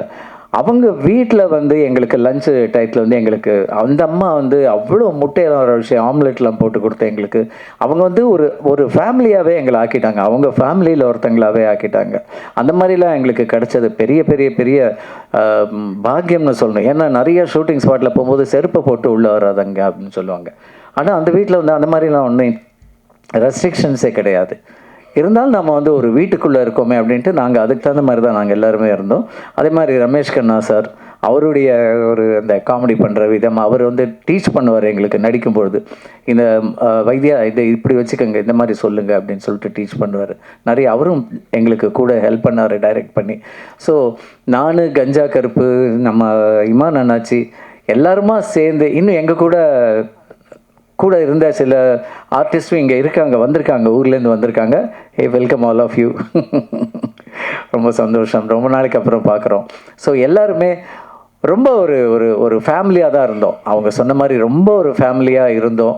எனக்கு ஷூட்டிங் முடிஞ்சதுக்கப்புறம் ஆஹா, இந்த ஃபேமிலியை திருப்பி எப்படா மீட் பண்ணுவோம் அப்படிங்கிற மாதிரி ரொம்ப ஒரு ஏக்கமாக இருந்துச்சு. அப்புறம் அடிக்கடி ஃபோனில் பேசுவோம். பாசர் சாரை வந்து ஃபோன் பண்ணி சார் எப்போ சார் படத்தை காட்ட போகிறீங்க, எப்போ சார் படத்தை பண்ண போகிறீங்க, வரும் வெயிட் பண்ணுங்கள், நல்ல நேரம் வரும்போது கண்டிப்பாக வரும் அப்படின்னாரு. ரொம்ப சூப்பரான டயத்தை செலக்ட் பண்ணியிருக்காரு, லீவு நாள், ஹாலிடேஸ். ஸோ இந்த நேரத்தில் இந்த படம் வர்றது கண்டிப்பாக 100% இல்லை சார், 1000% பெரிய பெரிய பெரிய சக்ஸஸ் தான் நம்மளுக்கு கிடைக்க போகிறது, நம்ம எல்லாருக்குமே கிடைக்க போகிறது. உங்களுடைய அடுத்தடுத்த படங்கள்லையும் நாங்கள் இருக்கணும். ரோபோ சங்கர் இனி ஹீரோவாக மட்டும்தான் நடிக்கணும். கை தாட்டுங்கப்பா, இல்லைப்பா கேட்டு வாங்க வேண்டியிருக்கு. சங்கர், உங்ககிட்ட அந்த இது இருக்குது சங்கர், கவலைப்படாதீங்க. உங்களுக்கு ஏற்ற மாதிரியான கதை இது வரும், கதைக்களம் வரும், கண்டிப்பாக நீங்கள் அதில் பண்ணுவீங்க. விடமாட்டோம், என்ன கேலி கிண்டல் இருந்தாலும் நான் கூடவே தான் இருப்பேன், உங்கள் கூட பண்ணுவேன். இமான் என்னாச்சு, உங்களோட நடித்தது பெரிய அனுபவம், மறக்கவே முடியாது என்னால். ஐயோ, வாழ்க்கையிலேயே மறக்க முடியாது அந்த மாதிரி ஒரு அனுபவம் அவரோடைய கஞ்சா கருப்போடையும். நானும் கஞ்சா கருப்பு திடீர்னு ஒரு நாள் வந்து பெரியவனே எங்கடா சாப்பிட்டியாடான்னாரு கஞ்சா கருப்பு. இல்லைடா சின்னவனே அப்படின்னா. அது கவுண்டமணி செந்தில் மாதிரி பிரம்மாண்டமாக ஆகிடுச்சு. அதனால தான் இன்றைக்கி வந்து சின்னவன் பெரியவன் இருக்கான், சின்னவன் வந்திருக்கான், அப்படி தான் பேசிக்கிறோம் நாங்கள். என்னங்க மனுஷன் தானுங்க எல்லோரும், அவ்வளோதாங்க. இந்த ஆர்டிஸ்ட், இந்த நடிகன், அதெல்லாம் வந்து நம்மளுக்கு கிடச்ச ஒரு எக்ஸ்ட்ரா விஷயங்கள் தானே தவிர நமக்கு சொந்தமானது ஒன்றுமே கிடையாது. அந்த பேர், புகழ் எல்லாமே அந்த பேருக்கு மட்டும்தான். அதனால் இருக்கிற வரைக்கும் சந்தோஷமாக இருப்போம். இந்த படம் வயிறு வலிக்குங்க கண்டிப்பாக. அவ்வளோ காமெடி இருக்குது. காமெடி மட்டும் இல்லைங்க, இன்னும் ஒரு விஷயம் சொல்லணும் கண்டிப்பாக. சார் வந்து பாசா சார் வந்து இந்த படத்தில் சில சீனில் வந்து பார்த்தீங்கன்னா மெசேஜஸ் இருக்குது. எனக்கு அதை என்ன ஒரு டைலாகாக சொல்லிட்டோன்னு வருது, வேண்டாம் சொல்ல மாட்டேன். மெசேஜ் இருக்குது, ஒரு சில சீன்லலாம் மெசேஜஸ் இருக்குது படத்தில். கண்டிப்பாக அதை வந்து ரொம்ப ரசித்து பார்க்கணும். அதே மாதிரி மியூசிக்கு சார் ரொம்ப ரொம்ப அருமையாக மியூசிக் பண்ணியிருக்கார். ரொம்ப அழகாக இருக்குது, பாட்டெல்லாம் ரொம்ப நல்லா இருக்குது கேட்குறதுக்கு, மீண்டும் மீண்டும் கேட்கணுன்னு இருக்குது. அது மாதிரி எங்கள் கேமராமேன் அவர் வந்து நம்மளை வந்து அந்த ஷார்ட்டில் வந்து சார் இப்படி ரைட்டில் வாங்க, லெஃப்டில் வாங்க, சென்டரில் வாங்கன்னு நம்மளை ரொம்ப அன்பாக ரொம்ப அரவணைச்சி எங்களை எல்லாம் வந்து அவர் கஞ்சா கருப்பு சொன்ன மாதிரி அழகாக காமிச்சிருக்காரு. எங்களெல்லாம் ரொம்ப அழகாக காமிச்சிருக்காரு. எங்கள் சாரை காணும் sir. Thank you very much sir. எல்லோரும் கண்டிப்பாக தேட்டரில் போய் பாருங்கள் அந்த படத்தை. ஓடிடியில் வருது, அது அதுக்கப்புறம் பார்க்கலாம். வந்ததுக்கப்புறம் நீங்கள் தேட்டரில் கண்டிப்பாக அந்த படத்தை ஒரு தடவை இல்லைங்க, ஒரு 10 தடவை 20 தடவை பார்ப்பீங்க போய்.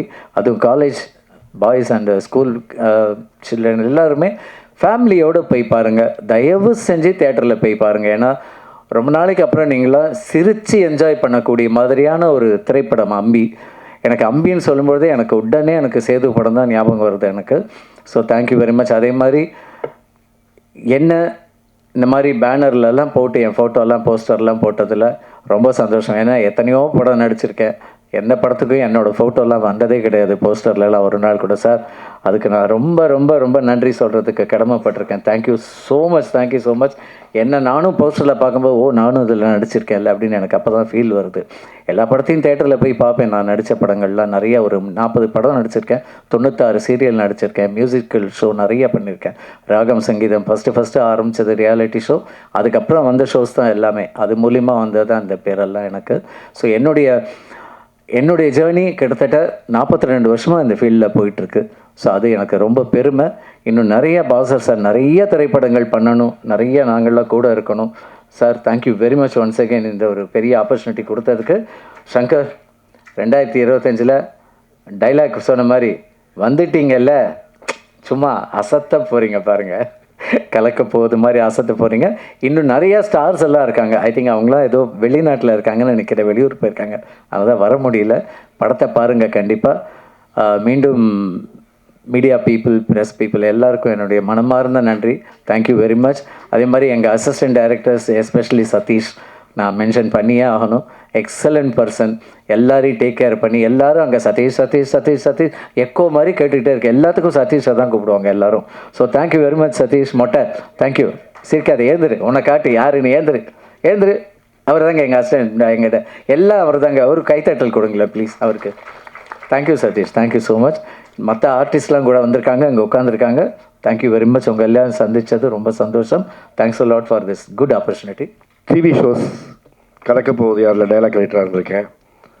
அப்புறம் இமான நாச்சில் சொல்லுங்கள் அந்த நிகழ்ச்சியில் ஒரு 1.5 வருஷம் கேட்கக்கூடிய கேள்விகள், அதுக்கான பதில் நானும் அண்ணாச்சி சேர்ந்து ரெடி பண்ணி அங்கேயே ஒர்க் பண்ணியிருக்கோம்.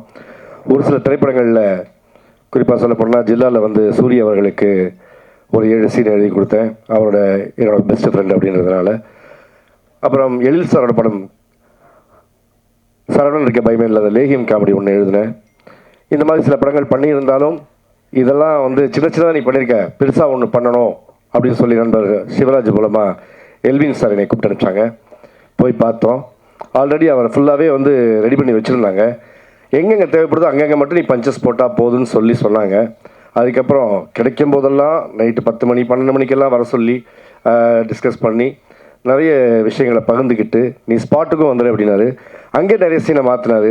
எப்பெல்லாம் எதெல்லாம் தோணுதோ நான் சொல்லும்போது கூட முகம் சுளிக்காமல் அவர் வந்து சொல்கிற விஷயங்களை நானும் ஏற்றுக்கிட்டு அது மாதிரி வந்து அண்ணாச்சி ஆகட்டும், கஞ்சா கருப்பனாகட்டும், மற்ற இவங்க சீனியர் கலைஞர்கள் ஆகட்டும் எல்லாருமே ரொம்ப ஒத்துழைப்போடு நல்லாவே பண்ணி கொடுத்தாங்க. ஸோ இந்த வகையில் என்னையும் ஒரு கலைஞனாக அங்கீகரித்து நகைச்சுவை எழுதுறதுக்கு வாய்ப்பினை தந்த, டைலாக்ஸ் எழுதுறதுக்கு வாய்ப்பு தந்த இயக்குனர் அவர்களுக்கும் இந்த டீமில் இருக்கிற அத்தனை பேருக்கும் நெஞ்சார்ந்த நன்றி. இந்த படம் வந்து மாபெரும் வெற்றியடைய நான் கும்புற இறைவனை வேண்டிக்கிறேன், பாபாவை சிவனை வேண்டிக்கிறேன். உங்களோட ஆதரவுக்கும் ரொம்ப நன்றி. வணக்கம். இந்த படத்தில் வந்து நம்ம நடிச்சிருக்கிறோம். அண்ணன் ரோபோசங்கர் அண்ணன் ஹீரோவை நடிச்சிருக்கிறாங்க, இமான் அண்ணாச்சி, கஞ்சா கருப்பு அண்ணன், அப்புறம் ராஜேந்திரன் எல்லாருமே நடிச்சிருக்காங்க. எல்லாருமே இந்த படத்தில் நான் அதில் ஒரு கேரக்டர் நடிச்சிருக்கேன். அது எனக்கு ரொம்ப சந்தோஷமாக இருக்குது. அதுக்கு வந்து எல்வின் போஸ் அண்ணன் தான் அதுக்கு நான் நன்றி சொல்லணும். கண்டிப்பாக ரொம்ப காமெடி படம், காமெடி நல்லா வந்திருக்கு. நாங்கள் அந்த சங்கராபுரத்தில் இருக்கிறப்ப எல்லாமே ஒரு இது பாபண்ண சொன்ன மாதிரி அங்கே ஒரு ரொம்ப ஹாப்பியாக தான் இருந்தோம் எல்லாருமே. ரொம்ப சந்தோஷமாக இருந்தது. இந்த படத்தில் நான் நடிச்சிருக்குங்கிறதுக்கு எனக்கு ரொம்ப ஹாப்பி. ஸோ இந்த படம் வெற்றி அடைய நான் இறைவனை பிரார்த்திக்கிறேன். தேங்க்யூ. இந்த படத்தில் வாய்ப்பு கொடுத்த எல்வின் சாருக்கு முதல் வணக்கம். அந்த வாய்ப்பை வாங்கி கொடுத்த அண்ணன் பீரான் பாய், முத்து, சிவராஜ், இந்த 3 பேர் மூலியமாக தான் எனக்கு டைரக்டர் தெரியும். அந்த வாய்ப்பு கொடுத்தாரு. வாய்ப்பு கொடுத்து கூப்பிட்டு சொன்னாங்க, இதுமாரி படம் ஸ்டார்ட் ஆகுதுன்னு சொல்லி. சங்கராபுரத்தில் தான் படம் ஸ்டார்ட் ஆகுது. பூஜை அன்னைக்கு தான் ஹீரோக்கிட்ட கொண்டு போய் நிற்க வைக்கிறாங்க. இவர் தான் ரோபோசங்கர். எனக்கு ஷாக் ஆகிடுச்சு. காமெடி நம்ம பார்த்து ரசித்த ஒருத்தரை கொண்டு நம்ம எப்படி ஆக்ஷனில் பண்ண போகிறோன்றது எனக்கு ஒரு பக்கம் ஒரு இதாக இருந்துச்சு. ஆனால் மனுஷன் பிச்சு எடுத்துட்டார். 3 ஃபைட்டு நினச்சே பார்க்கல. நான் அந்தளவுக்கு அவர் மாஸ்டர் நான் இன்னும் பண்ணுறேன் அப்படின்ற மாதிரி என்ஜாய் கொடுத்து பண்ணார்.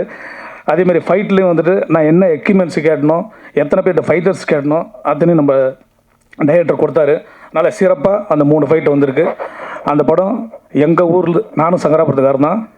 அந்த வெள்ளிக்கிழமை அன்னைக்கு ஃபஸ்ட்டு ஷோ, மார்னிங் ஷோ இந்த ஜாம்பவனோட எல்லோரோடையும் சேர்ந்து அந்த படத்தை பார்ப்போன்ற ஒரு நம்பிக்கையோடு விடைபெறுகிறேன். நன்றி, வணக்கம். விமான நச்சு இருக்கிற இடம் கலகலப்பாக இருக்கும். ஊரை சுற்றி சுற்றி அதாவது சங்கராபுரங்கிறது என்னுடைய சொந்த ஊர். இவர் எல்வின் சார் வந்து நம்ம சங்கராபுரத்தில் லொக்கேஷன் பார்க்கணும் பிறான்னு சொல்லி என்னை கூப்பிடும்போது, நம்ம ஊரில் என்ன இருக்குது, இங்கே வந்து லொக்கேஷன் பார்த்து என்ன படம் எடுக்க போகிறாங்கன்னு ஒன்றும் புரியுதே அப்படின்ற ஒரே குழப்பமாக இருந்தது. வந்து முத்தான லொக்கேஷனை பார்த்து படத்தில் பார்க்கும்போதும் சரி, ட்ரெய்லரில் பார்க்கும்போதும் சரி, இது நம்ம ஊரா அல்லது ஊட்டி கொடைக்கானலான்னு பார்த்து வியந்து போகிற அளவுக்கு ரொம்ப அழகாக படம் எடுத்திருக்காரு வெற்றிவேல் முருகன் அண்ணன் ஒளிப்பதிவாளர். மேலும் இந்த படத்தில் எனக்கும் ஒரு முக்கியமான பெரிய பெரிய ஜாம்பவான்களுடன் இணைத்து என்னை நடிகனாக்கிய என்னுடைய இயக்குனர் எல்வின் அவர்களுக்கு மிகுந்த நன்றியை தெரிவித்துக் கொள்கிறேன். மேலும் அனைவரும் அதாவது என்னுடைய சொந்த ஊரில் இதுவரைக்கும் எந்த ஒரு முழுமையான திரைப்படத்தை அங்கே யாரும் வந்து எடுக்கவில்லை. ஒரே ஷெடியூலில் இந்த படத்தை முழுமையாக எடுத்து எங்கள் ஊர் அனைவருக்கும் அனைத்து நடிகர்களையும் கொண்டு வந்து காண்பித்து எங்கள் ஊரை மகிழ்ச்சி வெள்ளத்தில் ஆழ்த்திய அண்ணன் வெள்ளின் அவர்களுக்கும் மற்றும் சகல அனைத்து திரைத்துறை நடிகர்களுக்கும் என்னுடைய மனமார்ந்த நன்றியை கூறி, எனக்கு இந்த படத்தில் இயக்குனர் அறிமுகப்படுத்திய சிவா சார் அவர்களுக்கும், என்னுடன் அனைத்து நடிகர்களையும் பாதுகாப்பாக பார்த்து கொண்ட முத்தண்ணன் அவர்களுக்கும், மாஸ்டர் வயலண்ட் வேலு அவர்களுக்கும், மற்றும் நான் போய் கேட்ட இடங்களிலெல்லாம் எனக்கு லொக்கேஷனை கொடுத்து எந்த ஒரு அங்கே சினிமா நடிக்க வந்த அனைவருக்கும் எந்த ஒரு தொந்தரவும் இல்லாமல் மிக அழகாக ஒத்துழைப்பு கொடுத்த ஊர் மக்களுக்கும், தலைவர் அவர்களுக்கும், மற்றும் வார்டு கவுன்சிலர் அனைவருக்கும், போலீஸ் துறையினருக்கும் அனைவருக்கும் இதன் மூலமாக நான் நன்றியை தெரிவித்துக் கொண்டு, மேலும் எங்கள் உள்ளூரில் அதிகமான சினிமாக்கள் எடுக்க வேண்டும், எங்கள் மக்களுக்கும் அந்த ஒரு அருமையான ஒரு நிகழ்ச்சியை தெரியப்படுத்த வேண்டும் என்று இந்த வாய்ப்புக்கு நன்றி கூறி விடைபெறுகிறேன். நன்றி, வணக்கம். இந்த படத்தில் அறிமுகப்படுத்திய சிவா, பீரான் இருவரும் என்னை கொண்டு போய் போஸ் எல்வின் அவர்களை ஒப்படைத்ததுக்கு அவங்களுக்கும் நன்றி, டைரக்டர் சாருக்கு நன்றி. எல்லோருடைய பெரிய நடிகர்கள் கூட படம் முழுவதும் என்னை நடிக்க வைத்திருக்கிறார்கள். காமெடியாகவும் வண்டி டிரைவராகவும். எனக்கு ஒரு இடத்தில் ஆக்ஷன் வரவில்லை என்றதால் அண்ணன் கஞ்சா கருப்பு, முத்து வாங்க, இது அப்படி பண்ணக்கூடாது, என்ன பாரு, நான் எப்படி பண்ணுறேனோ அதே பண்ணுன்னு எனக்கு அந்த இடத்துல கற்றுக் கொடுத்த அண்ணன் அவருக்கும் மிக பணிவான நன்றியை தெரிவித்துக் கொள்கிறேன். இன்னும் சில நிறைய பேசணும், டைமுகள் இல்லை. அண்ணன் ஃப்ளைட்டுக்கு டைம் எதிர்பார்த்து கொண்டு இருக்கிறார்கள். அதனால் நிறைய பேச வேண்டியது இருக்குது. சங்கராபுரத்தில் மிக மிக குறைந்த பட்ஜெட்டில் நல்ல சிறப்பாக டைரக்டர் எங்கே இருக்கிறாருன்னே தெரியாது. எல்லாரும் வந்து ஏசி ரூம் அப்படின்னு இருப்பாங்க. டைரக்டர் அந்த படத்தை அந்த ஈவினிங் 6 மணிக்கு பேக்கப்னு சொன்னாருன்னா எங்கே இருக்கிறாரு, அடுத்த காலையில் 6 மணிக்கு இருப்பார். அவர் எப்படி சொல்கிறதுன்னு தெரியல. அந்த அளவுக்கு மிக மிக கோபமே. இவர் தான் டைரக்டரா நம்ப மாட்டாங்க, எல்லாம் கூட்டம் நிறையா இருக்கும். டைரக்டர் யாருப்பா, அவர் தான், தெரியலையே அப்படிம்பாங்க. காரணம் எதுவும் கிடையாது. இப்போ எப்படி ஒரு டீஷர்ட் இருக்குது, அந்த படம் முழுவதும் அமைதியாக டைரக்டருங்கிற மாதிரி ஒரு தலக்கணம் இல்லாமல் எல்லாரையும் நண்பர்கள் மாதிரியாகவே கூப்பிட்டு வச்சு இதை பண்ணுங்க, சரி இது செஞ்சால் சரி, சரி சரி ஓகே அப்படின்னு நல்ல ஒத்துழைச்சி கொடுத்துருக்கிறாரு. இந்த படத்தில் எனக்கு ஒரு டான்ஸ் கொடுத்துருக்கிறாரு. அது போக ஃபயர் நெருப்பில் பந்தத்தருடைய ஆடக்கூடியது எனக்கு ஒரு வாய்ப்பு கொடுக்குறாரு. மீண்டும் மீண்டும் எல்லாருக்கும் என்னுடைய நன்றி தெரிவிக்கிறேன். நன்றி, வணக்கம். எல்லாருக்கும் வணக்கம். எல்லோரும் எப்படி இருக்கீங்க? சந்தோஷமாக இருக்கீங்களா? சும்மா இருக்கீங்களா? மணி 12 ஆயிடுச்சு அப்படின்னு எல்லாருக்கும் ஒரு கொண்டாட்டம் வரத்தான் செய்யுது. என்ன வருதா இல்லையா? சிலருக்கு திண்டாட்டமாக இருக்குது, எப்படா முடிப்பீங்க, சீக்கிரமாக அனுப்புனீங்கன்னா வீட்டுக்கு போகலாம்.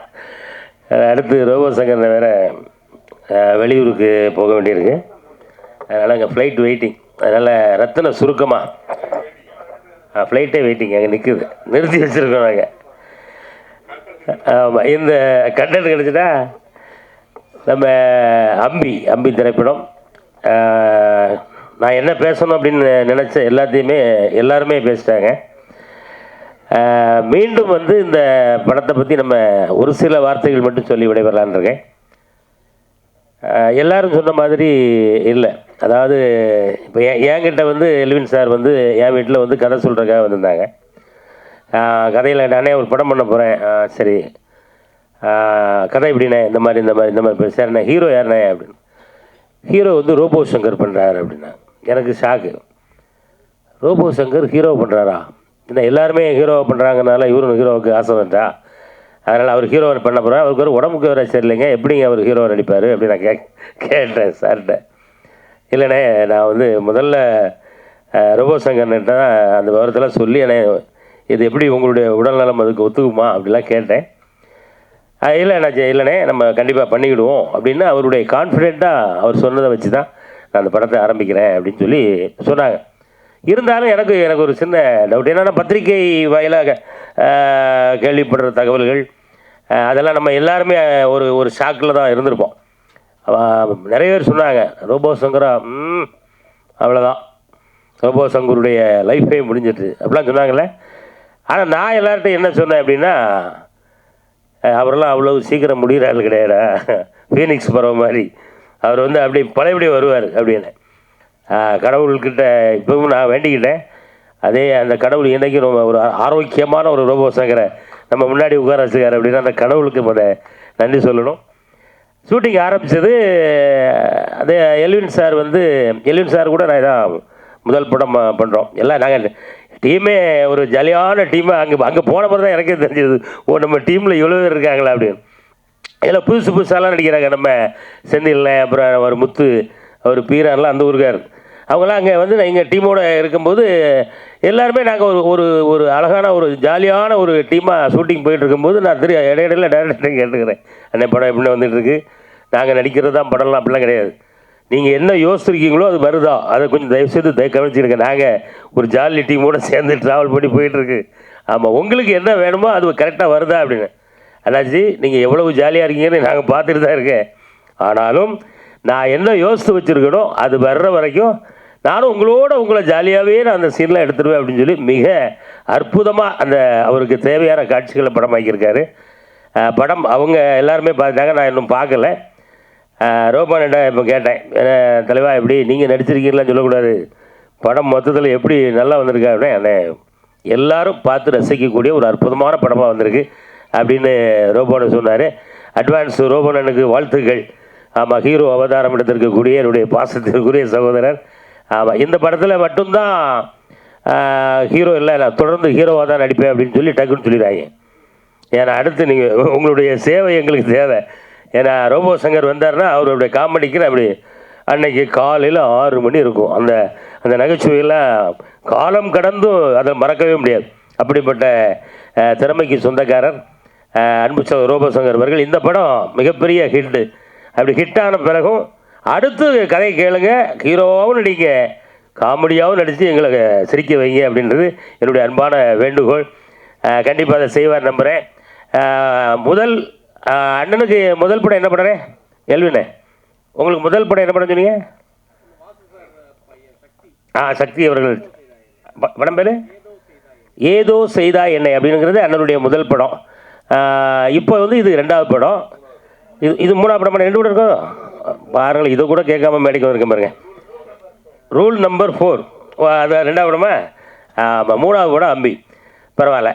இந்த அம்பி வந்து கண்டிப்பாக அது கதை எப்படிங்கிறது நான் சும்மா கதை சொல்லலாம், எனக்கு சொல்லக்கூடாதுன்னு சொல்லுவாங்க. நான் கதையை நான் சொல்கிறேன். என்ன ஒரே லைனில் சொல்கிறதா இருந்தால், அந்த கதாநாயகன் வந்து ஒரு குழந்தை. அம்பிங்கிறது வந்து அது ஒரு குழந்தைத்தனமான ஒரு மனநிலையில் இருக்கக்கூடிய ஒரு மனிதர். அதுக்கு யார் கரெக்டாக இருப்பா அப்படின்னா அவர் ரோபோ சங்கர் அப்படின்னோடனே அந்த கதையை கேட்டதுக்கப்புறம் தான் சரியான ஒரு ஆளை தான் அந்த ஹீரோவை தேர்ந்தெடுக்கார் அப்படின்னு சொல்லி படம் முழுவதும் வந்து ஒரு குழந்தை என்னென்னலாம் செய்யுமோ அதையெல்லாம் தன்னுடைய அற்புதமான உடல் மொழியில் அருமையாக உங்களை எல்லாரையும் கவர்ற விதமாக, நீங்கள் எல்லாம் ரசிக்கிற விதமாக தந்திருக்க படம் தான் அம்பி. இதில் நம்ம சொல்கிற விஷயங்கள் நிறைய பேசலாம். இதெல்லாம் நம்ம ஆடியோ லாஞ்சில் பேசலாம்னு நினைக்கிறேன். நம்ம ராஜேந்திரனை, கோவை பாபு அவர்கள், நம்ம சினிமா கண்டுபிடிக்கப்பட்ட காலத்திலேருந்தே அண்ணன் எல்லாருக்குமே உங்களுக்கு எல்லாருக்கும் தெரியும்னு நினைக்கிறேன் இல்லையா? சினிமா அண்ணே கண்டுபிடிச்சது யாருண்ணே சினிமாவை? நீங்கள் சார்லஸ் ரெனால்டு தானே?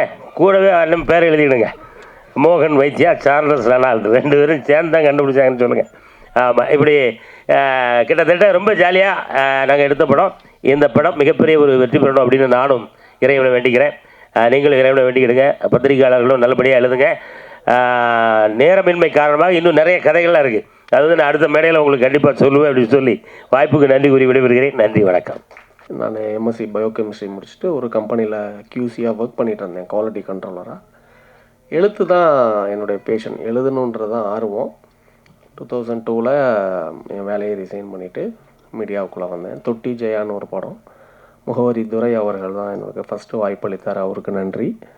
அடுத்து சுப்பிரமணியம் சிவா அவர்களுக்கும் நன்றி. நான் பணியாற்றிய இயக்குனர்கள் கலைப்புலி எஸ் தானு சார் அவர்களுக்கு நன்றி. அவர் ஆஃபீஸ்லேயே தான் இருப்பேன், அங்கே தான் நான் சினிமாவை கற்றுக்கிட்டேன். ப்ரொடக்ஷன் பண்ணணுங்கிற ஆர்வம் எனக்கு அங்கே தான் வந்தது. அப்புறம் என்னுடைய மனைவி கல்யாணம் ஆனதுலேருந்து எனக்கு என்னுடைய நல்லா எழுதுகிறேன்னு அந்த ஒரு என்கரேஜ் தான். குடும்பத்தினர் அனைவருக்கும் நான் இந்த நேரத்தில் நான் நன்றி சொல்லணும். இந்த படத்தை பற்றி சொல்லணுன்னா, இது நான் ஃபஸ்ட்டு ரோபோவை போய் மீட் பண்ணும்போது நான் ரோபோ மூலிமா, ரோபோவோட ஃப்ரெண்டு ஒரு ஹீரோ, அவருக்கு தான் சொல்லலான்னு நான் ரோபோவை மீட் பண்ணேன். ஆனால் மீட் பண்ணும்போது ரோபோ ரொம்ப ஸ்லிம்மாக பார்க்குறதுக்கு நான் வித்தியாசமாக எனக்கு ரொம்ப பிடிச்சிருந்தது. அன்றைக்கே டிசைட் பண்ணிட்டேன் இது ரோபோவே நடிக்க வச்சிடலான்னு. அடுத்த நாள் போய் ரோபோட்ட சொன்னேன், ரோபோ நீங்களே அந்த படம் ஹீரோவாக பண்ணிடுங்கன்னு. முந்தின நாள் ஒரு ஆடியோ லான்ச்சுக்கு அவர் வராரு. அந்த ஆடியோ லான்ச்சில் டைரக்டர் ஆர்வி உதயகுமார் சார் ரோபோக்கிட்ட, ரோபோ எப்போ ஹீரோவாக நடிக்க போகிறீங்க அப்படின்னு கேட்குறாரு. நெக்ஸ்ட் டே நான் போய் ஜி நீங்களே ஹீரோவாக நடிச்சிருங்கன்னு சொல்கிறேன். அவருக்கு பயங்கர ஷாக்கு. ஜி நேற்று தான் ஆர்வி உதயகுமார் சார் சொன்னார் எப்போ ஹீரோவாக போகிறீங்கன்னு, நீங்கள் வந்து இன்றைக்கி சொல்கிறீங்களேன்னு. அப்போ இருந்தே ரெண்டு பேரும் அடுத்து என்ன மாதிரி இந்த படத்தை கொண்டு போகலாம், என்ன மாதிரி ஆர்டிஸ்ட் உள்ளுக்குள்ளே வைக்கலாம் அப்படின்லாம் பேசி இவ்வளவு பேர் ரொம்ப ஈஸியாக இருந்தது. அப்போ ஆர்டிஸ்ட் தான் அவ்வளோ பேர் இருந்தாங்களே அப்படின்னு யோசித்தா பார்க்குறதுக்கு தான் அப்படி இருந்தது. ஆனால் செட்டில் அப்படி இல்லவே இல்லை. ரொம்ப ரொம்ப கோஆப்ரேட்டிவ், அதை நான் இங்கே சொல்லியே ஆகணும். ஒரு சின்ன ஒரு எனக்கு ஒரு நான் டென்ஷனே இல்லைன்னு சொல்கிறாங்க. ப்ரொடக்ஷனும் பார்த்து டைரக்ஷனும் பார்க்குறது கண்டிப்பாக டென்ஷன் தான். ஆனால் இவ்வளோ ஆர்டிஸ்ட் இருந்தும் எனக்கு டென்ஷன் ஆகலை. குறிப்பாக நான் ரமேஷ் கண்ணா சாரை இங்கே நான் சொல்லியே ஆகணும். டேக் ஓகே, அடுத்த ஷாட்டுக்கு லைட் பண்ணணும் போது அங்கேயே தான் உட்காந்துருப்பார், வேறு எங்கேயுமே போக மாட்டார். நமோ நாராயணா சாரும் ரொம்ப கோஆப்ரேட்டிவ். இங்கே அவங்க ரெண்டு பேரும் வரலை, நான் அவங்கள பற்றி நான் சொல்லி ஆகணும். அதே மாதிரி டெக்னீஷியன்ஸ், கேமராமேன்லேருந்து மியூசிக் டைரக்டர்லேருந்து லிரிக் ரைட்டர், அவர் தான் நான் ராசா இந்த படத்துடைய இணை தயாரிப்பாளர். சின்ன சின்ன ஒரு பணப்பிரச்சனை வரும்போதெல்லாம் எனக்கு வந்து அப்பப்போ ஹெல்ப் பண்ணிக்கிட்டே வண்டி அப்படியே நிற்காமல் டக்குன்னு ஓட வச்சதில் அவருக்கு ஒரு பெரிய பங்கு இருக்குது. நான் இந்த இடத்துல நான் அது நன்றி சொல்லி ஆகணும்.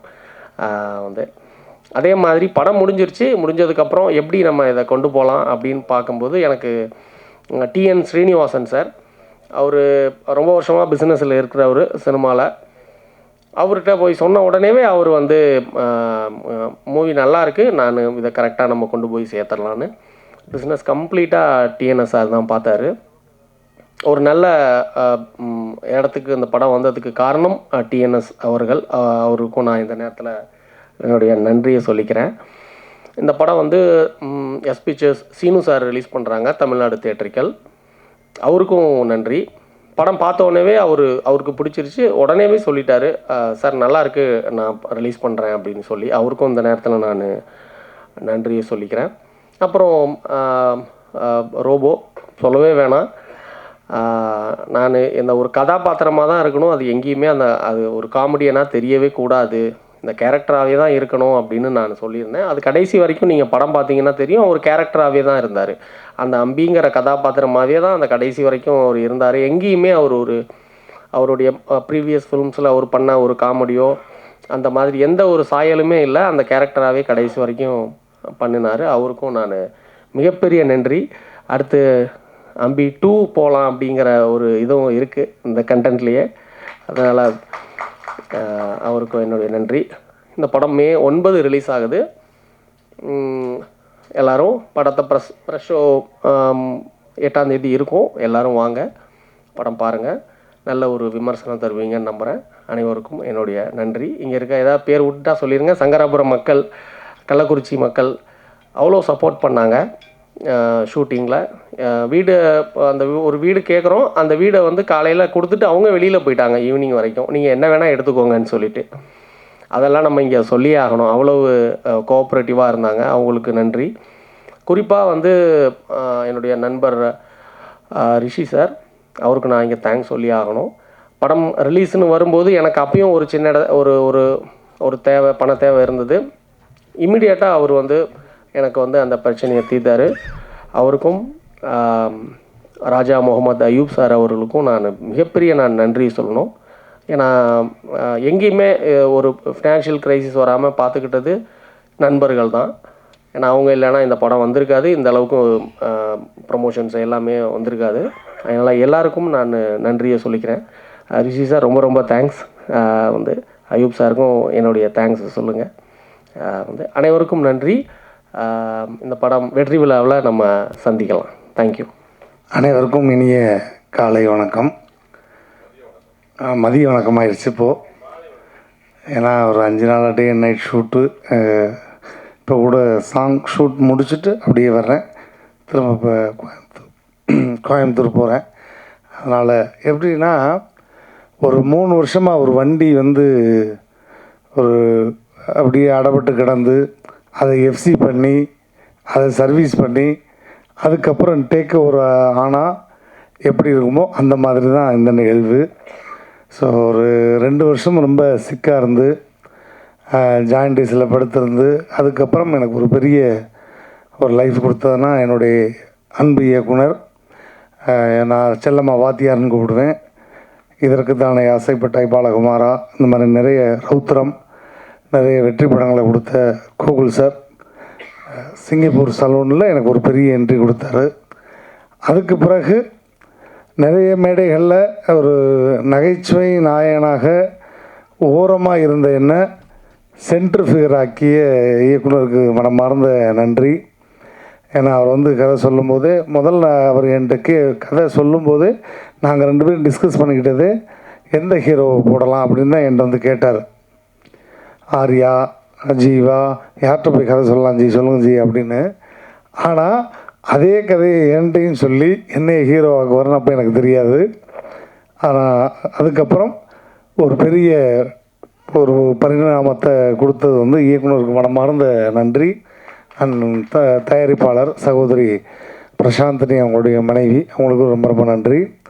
அதே மாதிரி என் கூட பயணித்து இந்த படத்துக்கு உறுதுணையாக இருந்த என்னை அவ்வளோ அழகாக பார்த்துக்கிட்ட மேடையில் இருக்கக்கூடிய ஒட்டுமொத்த கலைஞர்களுக்கும் மனமார்ந்த நன்றி. அண்ட் மீடியா பீப்புள், நீங்கள் இல்லைன்னா வந்து எதுவுமே சாத்தியம் கிடையாது. ஏன்னா நிறைய விஷயங்கள் உங்கள் முன்னாடி நான் இங்கே வந்து பெர்ஃபார்ம் பண்ணியிருக்கேன், பேசியிருக்கேன்.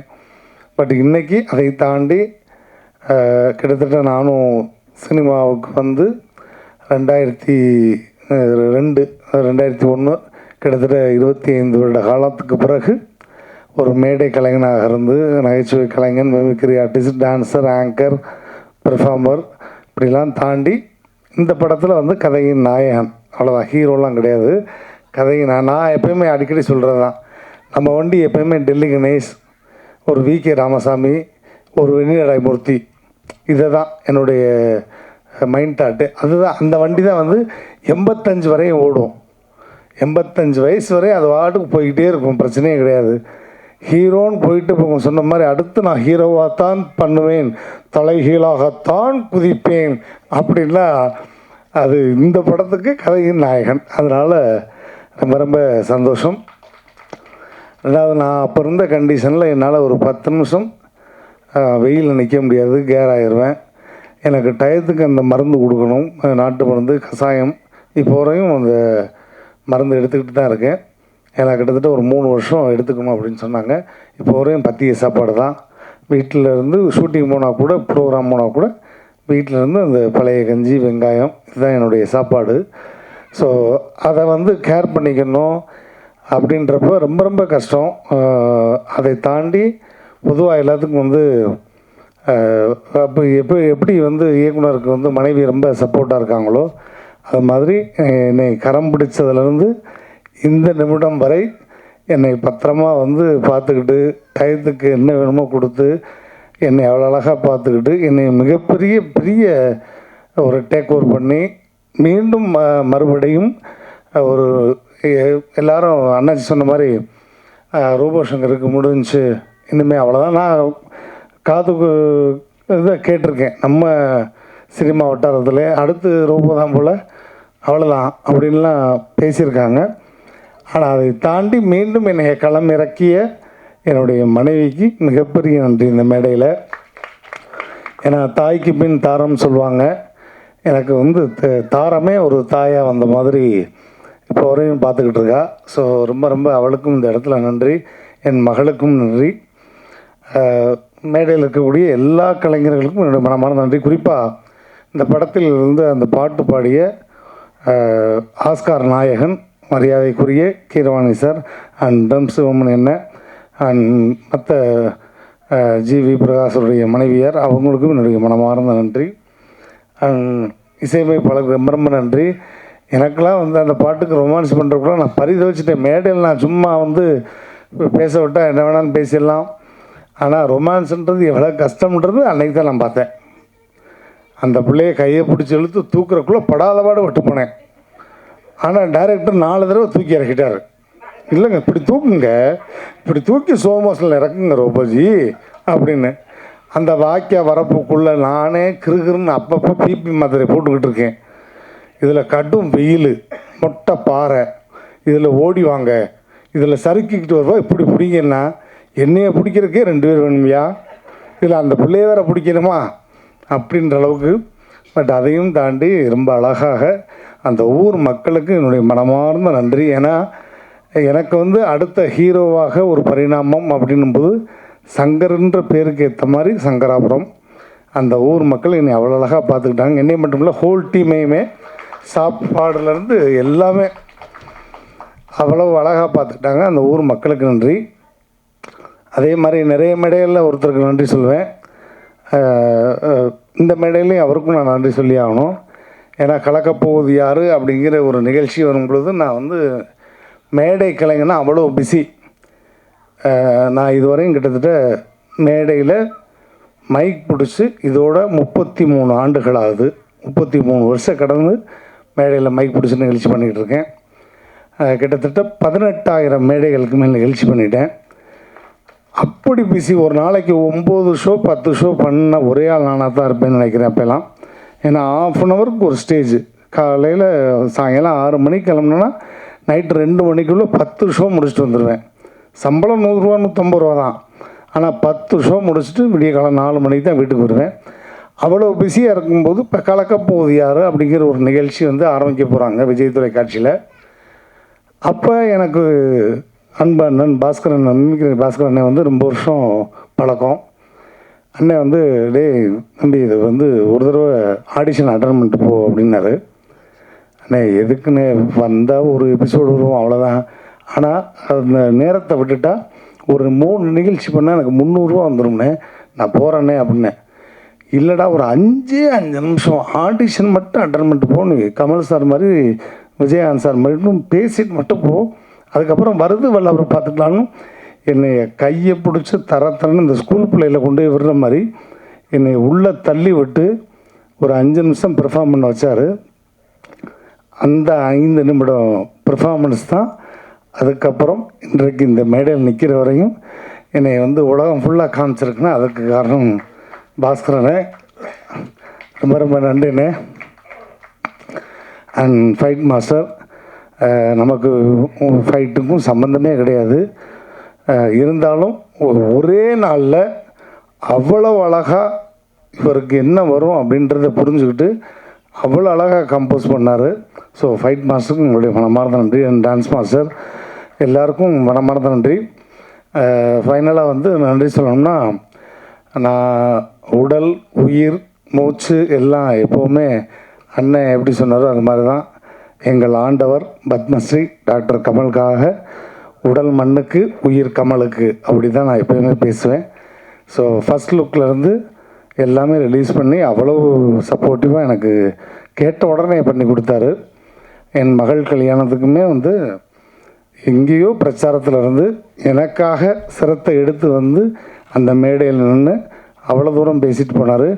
இன்றைக்கி என் பேரனுக்கும் அவர் சொன்ன மாதிரியே அவ்வளோ அழகாக நட்சத்திரன் அப்படின்னு அவ்வளோ அழகாக பேர் வச்சு சிறப்பு பண்ணியிருக்காரு. ஸோ நான் சாகும் வரை மறக்க முடியாத ஒரு ஆஸ்தான குரு உலகநாயன் அவர்கள். அதே மாதிரி தனுஷ் சாருக்கு எப்பயுமே நான் நன்றி சொல்லுவேன். ஏன்னா நான் வந்து சின்னத்திரையிலேருந்து வெள்ளித்திரைக்கு போகும்போது ஒரு கலைஞனுக்கு வந்து அந்த ஸ்பேஸ் கொடுக்கணும். மாறிங்கிற ஒரு படம் இல்லைன்னா எனக்கு வந்து வெள்ளித்திரையில் அதுக்கு முன்னாடிலாம் வந்து ஒரு மெமிக்ரி ஆர்டிஸ்ட்டாக மட்டும்தான் பயன்படுத்துவாங்க. நான் நிறைய படங்களில் ஒரே ஒரு சீன் கேப்டன் மாதிரி வந்து நடிச்சுட்டு போங்க, ஒரே ஒரு சீன் நடிகர் தலை மாதிரி இருக்குது சீனு பண்ணிட்டு போங்க அப்படிம்பாங்க. என்னடா நமக்கான யூனிக் ஒன்றுமே இல்லையா, நம்மள்கிட்ட இருக்கே அதை எப்படி சொல்கிறது அப்படின்னு தெரியாமல் தவிச்சுக்கிட்டு இருந்த காலம் போய் என்னுடைய யூனிக் பாடி லாங்குவேஜை கண்டுபிடிச்சது வந்து கூகுள் சார் தான். ஆனால் அந்த மாரி திரைப்படத்தில் பாலாஜி மோகன் அவர்கள் கூப்பிட்டு அந்த வாய்ப்பு கொடுத்தாரு. வாயை மூடி பேசுவோம் திரைப்படத்துக்கு அப்புறம் தனுஷ் சாரோடு சேர்ந்து அவ்வளோ பெரிய ஸ்டாரோடு நடிக்கும்போது நம்ம எவ்வளவோ விஷயங்கள் ஆன் தி ஸ்பாட்டு தான். அந்த படத்தில் வரக்கூடிய மாரி 1 மாரி 2 எல்லாமே ஆன் ஸ்பாட்டில் நான் போட்ட டைலாக் தான். அதை எதையுமே வந்து டப்பிங்லையும் அப்படியே பேசிடு சங்கர், எதையுமே கரெக்ஷன் பண்ணவே வேண்டாம். அவ்வளோ அழகாக அந்த ஸ்பேஸ் கொடுத்து என் லைஃப்லேயும் முக்கியமான சில உதவிகளும் பண்ணிய தனுஷ் சார் அவரை வந்து மறந்தேன்னு சொன்னால் இன்றைக்கி மதியம் உணவு கூட எனக்கு கிடைக்காது. அந்த இடத்துல தனுஷ் சார் வச்சுருக்கேன். ஏன்னா அந்த படத்தில் நடிக்கும்போதே நான் உங்கள் கூட இவ்வளோ அழகாக ஜெல்லாகிறேன்னா அதுக்கு காரணம் அவருடைய செல்லப்பிள்ளை தான். எப்படி கமல் சாருக்கு செல்லப்பிள்ளையோ அது மாதிரி தனுஷ் சாருக்கு நான் ரொம்ப செல்லப்பிள்ளை. உங்கள்கிட்ட நான் இவ்வளோ தூரம் ஜெல்லாகிறதுக்கு காரணம் என்ன தெரியுமா சார்? என்னுடைய ராசி தான் சார் அப்படின்னு இருக்கேன். என்ன ராசி அப்படின்னு, தனுஷ் ராசி அப்படின்னாரு. தனுஷ் ராசின்னு சொன்னேன். ஸோ அந்த மாதிரி எனக்கு ரொம்ப மிகப்பெரிய ஒரு சிச்சுவேஷனில் மிகப்பெரிய உதவி செஞ்சு இன்றைக்கி நான் வந்து ஹாப்பியாக இருக்கேன்னு அது காரணம் தனுஷ் சார் அவர்கள். அவருக்கு எப்பயுமே நன்றி. அண்ட் இந்த படம் வந்து மே 9 வருது. நாங்கள் வந்து ஆஸ்காருக்கு படம் பண்ணலை, ஆடியன்ஸுக்கு தான் படம் பண்ணியிருக்கோம். அதனால் இந்த மாதிரி கதை உலகத்திலே இல்லை அப்படிலாம் நான் சொல்ல மாட்டேன். வந்தால் நல்லா ஜாலியாக ஒரு என்டர்டெயின்மெண்ட்டாக ஃபேமிலியோடு சிரித்து சந்தோஷமாக போகக்கூடிய ஒரு அற்புதமான படம். தொடர்ந்து நான் வந்து காமெடியனாக தான் நடிப்பேன், கேரக்டர் ரோல் தான் நடிப்பேன். இந்த மாதிரி கதையின் நாயகனாக இருக்கும் பட்சத்தில் வேணால் நடிக்கலாமே ஒழிய நான் எப்பையும் என்கிட்ட நிறைய முறை கேட்டிருக்காங்க, நீங்கள் எப்போ ஹீரோவாங்கன்னு. நான் எப்பயுமே மக்கள் மனசில் ஹீரோவாகி பல வருஷமாச்சு. ஸோ அவங்கள லைவாக நான் நிறைய 10,000 பேர் 5,000 பேர் 1,00,000 பேருக்கு முன்னாடியெல்லாம் பெர்ஃபார்ம் பண்ணுவேன். அதனால் நான் மக்கள் மனசில் எப்பயுமே ஹீரோ தான். அதனால் தனித்துவமாக ஒரு படம் எனக்கு தேவையில்லை. நம்ம எப்பயுமே ஒரு நகைச்சுவையாளன், எல்லாருக்கும் பிடிச்ச ஒரு கலைஞனாக இருக்கணும் அப்படின்னு தான். ஸோ தொடர்ந்து நகைச்சுவையாகவே நிறைய படங்கள் எடுத்து பண்ணணும். மீடியா பீப்பிள் நிறைய நிகழ்வில் நீங்கள் வந்து மிகப்பெரிய சப்போர்ட்டிவாக இருந்திருக்கீங்க. கண்டிப்பாக இது ஒரு சின்ன திரைப்படம் தான், பட் இருந்தாலும் இது பெரிய லெவலில் மக்கள்கிட்ட கொண்டு போய் சேர்க்க வேண்டியது தொலைக்காட்சி ஊடக பத்திரிகை நண்பர்கள். நீங்கள் ஆஹா ஓஹோ பிரமாதம் இந்த மாதிரி ஒரு கதை நாங்கள் பார்த்ததே இல்லை அப்படிலாம் எழுத வேண்டாம். படம் நல்லா இருக்குது, போனால் இந்த வெயிலுக்கு கொஞ்சம் நேரம் ரிலாக்ஸாக பார்க்கலாம். ஏன்னா வெயிலுக்கு நாங்கள் வந்து ரிலீஸ் பண்ணுறதே வெயிலுக்காக தான். இப்போ மே மாதம் அடிக்கிற வெயிலுக்கு எங்கடா ஏசியில் போகலாம்னு ஒருத்தன் ஷாப்பிங் காம்ப்ளெக்ஸ் போவான், இல்லைன்னா லவ் பண்ணுற பொண்ணுங்களை கூப்பிட்டு ஏதாவது தேட்டருக்கு போவான். அந்த மாதிரி எங்களுக்கு ஒரு 50 பேர் ஒதுங்கினா போதும். டெய்லி ஒரு ஷோக்கு 50 பேர் ஒதுங்கினா அவங்களுக்கான படம் வந்து ஒரு நல்ல ஃபேமிலி என்டர்டெய்னர் படமாக இருக்கும். ஸோ நல்லபடியாக எழுதுங்க. Thank you. I love you all. Thank you. இல்லை, அம்பி அப்படிங்கிறது அது பிராமின் பாஷை தான் சொல்ல முடியாது. பட் இருந்தாலும் அவங்க அதிகமாக உபயோகிக்கிற வார்த்தையாக இருக்கலாம்னால அப்படி சொல்லலாம். தம்பியே அவங்க அம்பின்னு நம்ம தம்பி. ஆமாம் ஆமாம், அவங்க அம்பி எங்களை மாதிரி தம்பிகளுக்கெல்லாம் பிடிக்கிற மாதிரி இருக்கும். ஆமாம் ஆமாம், 100% வந்து ஆமாம் எல்லாருக்கும் பிடிக்கிற தம்பி தான். ஆமாம், எல்லாரும் ரசிக்கிற தம்பி தான், no doubt. Sir Robo sir, அது மாதிரி உங்களுக்கு ஒரு ஹீரோயினை தூக்கு 2 திருப்பி இது பண்ண கஷ்டப்பட்டேன். நீங்கள் ஃபைட் மாஸ்டர் ஃபைட்லாம் வச்சுருப்பார், ஹீரோவாக பண்ணியிருக்கீங்க. நீங்கள் என்ன தான் கதையின் நாயகர்னு சொன்னாலும் உங்களுக்கு வந்து நிறைய காமெடியன் ஹீரோ ஆகிறாங்க. ஆனால் உங்களுக்கு ஹீரோ ஃபேஸ் தான் நிச்சயமாக. அதுக்கேற்ற ஹைட் வெயிட்டும் கூட. அப்படிங்கிறப்போ கஷ்டப்பட்டோன்னு சொன்னீங்க, அது உடம்பு முடியாதனால ஃபைட் சீன்ஸ்லாம் எப்படி சமாளிச்சிங்க? அதை நாங்கள் பார்க்குறப்போ ரசிக்கிற லெவலுக்கு இருக்குமா? இல்லை கண்டிப்பாக அதுக்கு ரொம்ப தேங்க்ஸ் வந்து ஃபைட் மாஸ்டருக்கு தான் சொல்லணும். நான் எப்போவுமே டான்ஸாக இருக்கட்டும், எனக்கு ரொம்ப பிடிச்சது டான்ஸு, ஃபைட்டாக இருக்கட்டும், நான் உட்காந்து அவங்க கம்போஸ் பண்ணும்போதே நான் உட்காந்தே ப்ராக்டிஸ் பண்ணிடுவேன். நான் சாங்லையும் சரி எதுனாலும் சரி, இப்போ காமெடினா இந்த இடத்துல இப்படி தான் யூஸ் பண்ண போகிறாங்க, அதுக்கு நம்ம தயாராகிக்கணும் அப்படின்னு நான் மைண்ட் லெவலில் ஃபிக்ஸ் ஆகி உட்காந்துக்கிட்டு டான்ஸு ஃபைட்டு எதுவாக இருந்தாலும் நான் அவங்க ரிஹர்சல் பார்க்கும்போது நானும் அப்படி ரிஹர்சல் பார்த்துருவேன். அந்த மாதிரி எல்லாமே சிங்கிள் டேக்கில் போனது தான். அதனால தான் 3 ஃபைட்டை வந்து ஒரே நாளில் முடிச்சு கொடுத்தாரு. ஸோ அது ரொம்ப கம்ஃபர்ட்டான மாஸ்டர் தான். ரோபோ சார் வந்து ரொம்ப நாளைக்கு அப்புறம் ஒரு நீட்ஃபுல்லான ஸ்பீச் இன்றைக்கி உங்களோடது. தேங்க்யூ. அதுக்கு முதல்ல வாழ்த்துக்கள். ஏன்னா உங்களுடைய மினி பயோகிராஃபியாகவே நீங்கள் சொல்லிட்டீங்க. ஏன்னா வந்தால் ஜாலியாக ஏதோ காமெடிக்கு ஏதோ பேசிட்டு போவீங்க, அது சில நேரம் கான்ட்ரவர்சியாகவும் ஆகும். ஆனால் இன்றைக்கி வந்து ரொம்ப நீட்ஃபுல்லாக பேச்சு இருந்துச்சு. இதே மாதிரி நீங்கள் கண்டினியூ பண்ணுங்கள், வாழ்த்துக்கள். நன்றி நன்றி. அப்புறம் டைரக்டர் சாருக்கு சார், பெரிய பெரிய கோடிக்கணக்கான பட்ஜெட்லேயும் காமெடி படம் எடுக்கிறாங்க. கோடிக்கணக்கான செலவு பண்ணி அந்த பட்ஜெட்லேயும் காமெடி படம் தான் எடுக்கிறாங்க. ஸோ அது வந்து பெரிய பட்ஜெட்டு, பெரிய சீனு, பெரிய ஸ்டாரு, இதை வச்சு அவங்களால ஈஸியாக சிரிக்க வைக்க முடிஞ்சிருது. இதில் நீங்கள் என்ன பண்ணிடுறீங்க சிரிக்க வைக்கிறதுக்கு? ஒரு சின்ன பட்ஜெட்டில் என்ன வச்சுருக்கீங்க? இல்லை, பட்ஜெட் அப்படின்றது வந்து ஒருவேளை ப்ரொடக்ஷன், அது நம்பர் ஆஃப் டேஸ், அதை வேணால் நீங்கள் இது பண்ணலாம். ஆர்டிஸ்ட் அப்படின்னு பார்க்கும்போது இதுவும் பெருசு தான். இது ஆர்டிஸ்ட்னு பார்க்கும்போது எல்லாருமே பெரிய பெரிய ஜாம்பவான்கள் தான் நடிச்சிருக்காங்க. அப்படி பார்க்கும்போது இதுவும் வந்து ஒரு ஸ்க்ரீனில் நீங்கள் பார்க்கும்போது ஒரு பெரிய படமாக தான் இருக்கும். வந்து எல்லாரோடைய பர்ஃபாமன்ஸும் இந்த கதைக்குள்ளேயே இருந்துச்சு. இந்த கதையை தாண்டி யாரும் போகலை. எல்லாமே இந்த கதைக்கு என்ன வேணுமோ அதுதான் பண்ணாங்க. ஸ்பாட்டில் எல்லாருமே இம்ப்ரூவைஸ் பண்ணி, பேப்பரில் இருக்கிறத விடவே அவங்க ஸ்பாட்டில் ரமேஷ் கண்ணா சார்லேருந்து, இமான் அண்ணாச்சி அண்ணன்லேருந்து, கஞ்சா கருப்பு அண்ணன்லேருந்து, ரோபோலேருந்து, நமோ நாராயணா சார்லேருந்து அவ்வளோ ஒரு டெடிகேஷனோட இம்ப்ரூவைஸ் பண்ணி இதை இப்படி பண்ணிக்கலாம், நீங்கள் எப்படி பேசுகிறீங்களா, சரி நான் அதுக்கு தகுந்த மாதிரி இப்படி ஒன்று பேசுகிறேன் அப்படின்னு ரொம்ப ஜாலியாகவே இருந்தது. வந்து ரொம்ப ஈஸி தான். பெரிய பட்ஜெட் படங்களுக்கு ஒருவேளை அவங்க நிறைய செலவு அப்படி அந்த வேணாம், அதை பெரிய பட்ஜெட்னு சொல்லலாம். பட் இதுவும் அந்த மாதிரி தான். ஆர்டிஸ்ட் நிறைய பேர் இருக்கிறதுனால இதை பெரிய பட்ஜெட்னே சொல்லலாம். ஸ்க்ரீனில் பார்க்கும்போது அவ்வளோ பேக்டாக இருக்கும். வந்து காமெடிக்கு இது 100% சின்ன பட்ஜெட் பெரிய பட்ஜெட்லாம் இல்லை. ஆமாம். அடுத்து தொகுப்பாளி நீங்கள் தான் கேள்வி. நீங்கள் எங்கள் எல்லாத்துக்கும் வந்து ரிப்போர்ட்டர்ஸுக்கெல்லாம் வந்து நல்லா அட்வைஸ் பண்ணீங்க வெயில் காலத்தில் எப்படி இது பண்ணணும்னு சொல்லிட்டு. நீங்கள் போட்டிருக்க உடை கூட வெயிலுக்கான உடைன்னு நினைக்கிறேன், கரெக்டாக?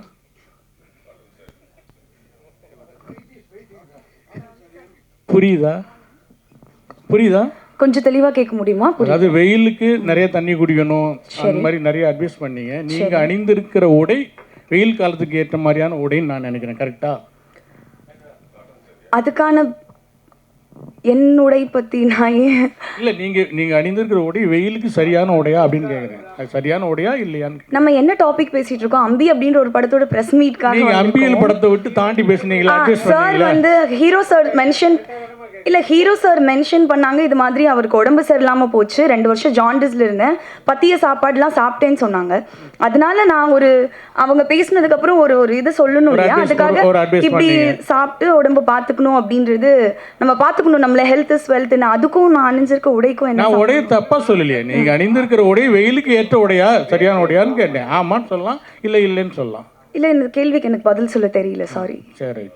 காட்டன் சாரி நல்லதுன்னு சொல்கிறேன். Oh, cotton sari is good for summer அப்படி சொல்கிறீங்களா? This is my comfort dress, அதனால போட்டிருக்கேன். தேங்க்ஸ். டேரக்டர் சார்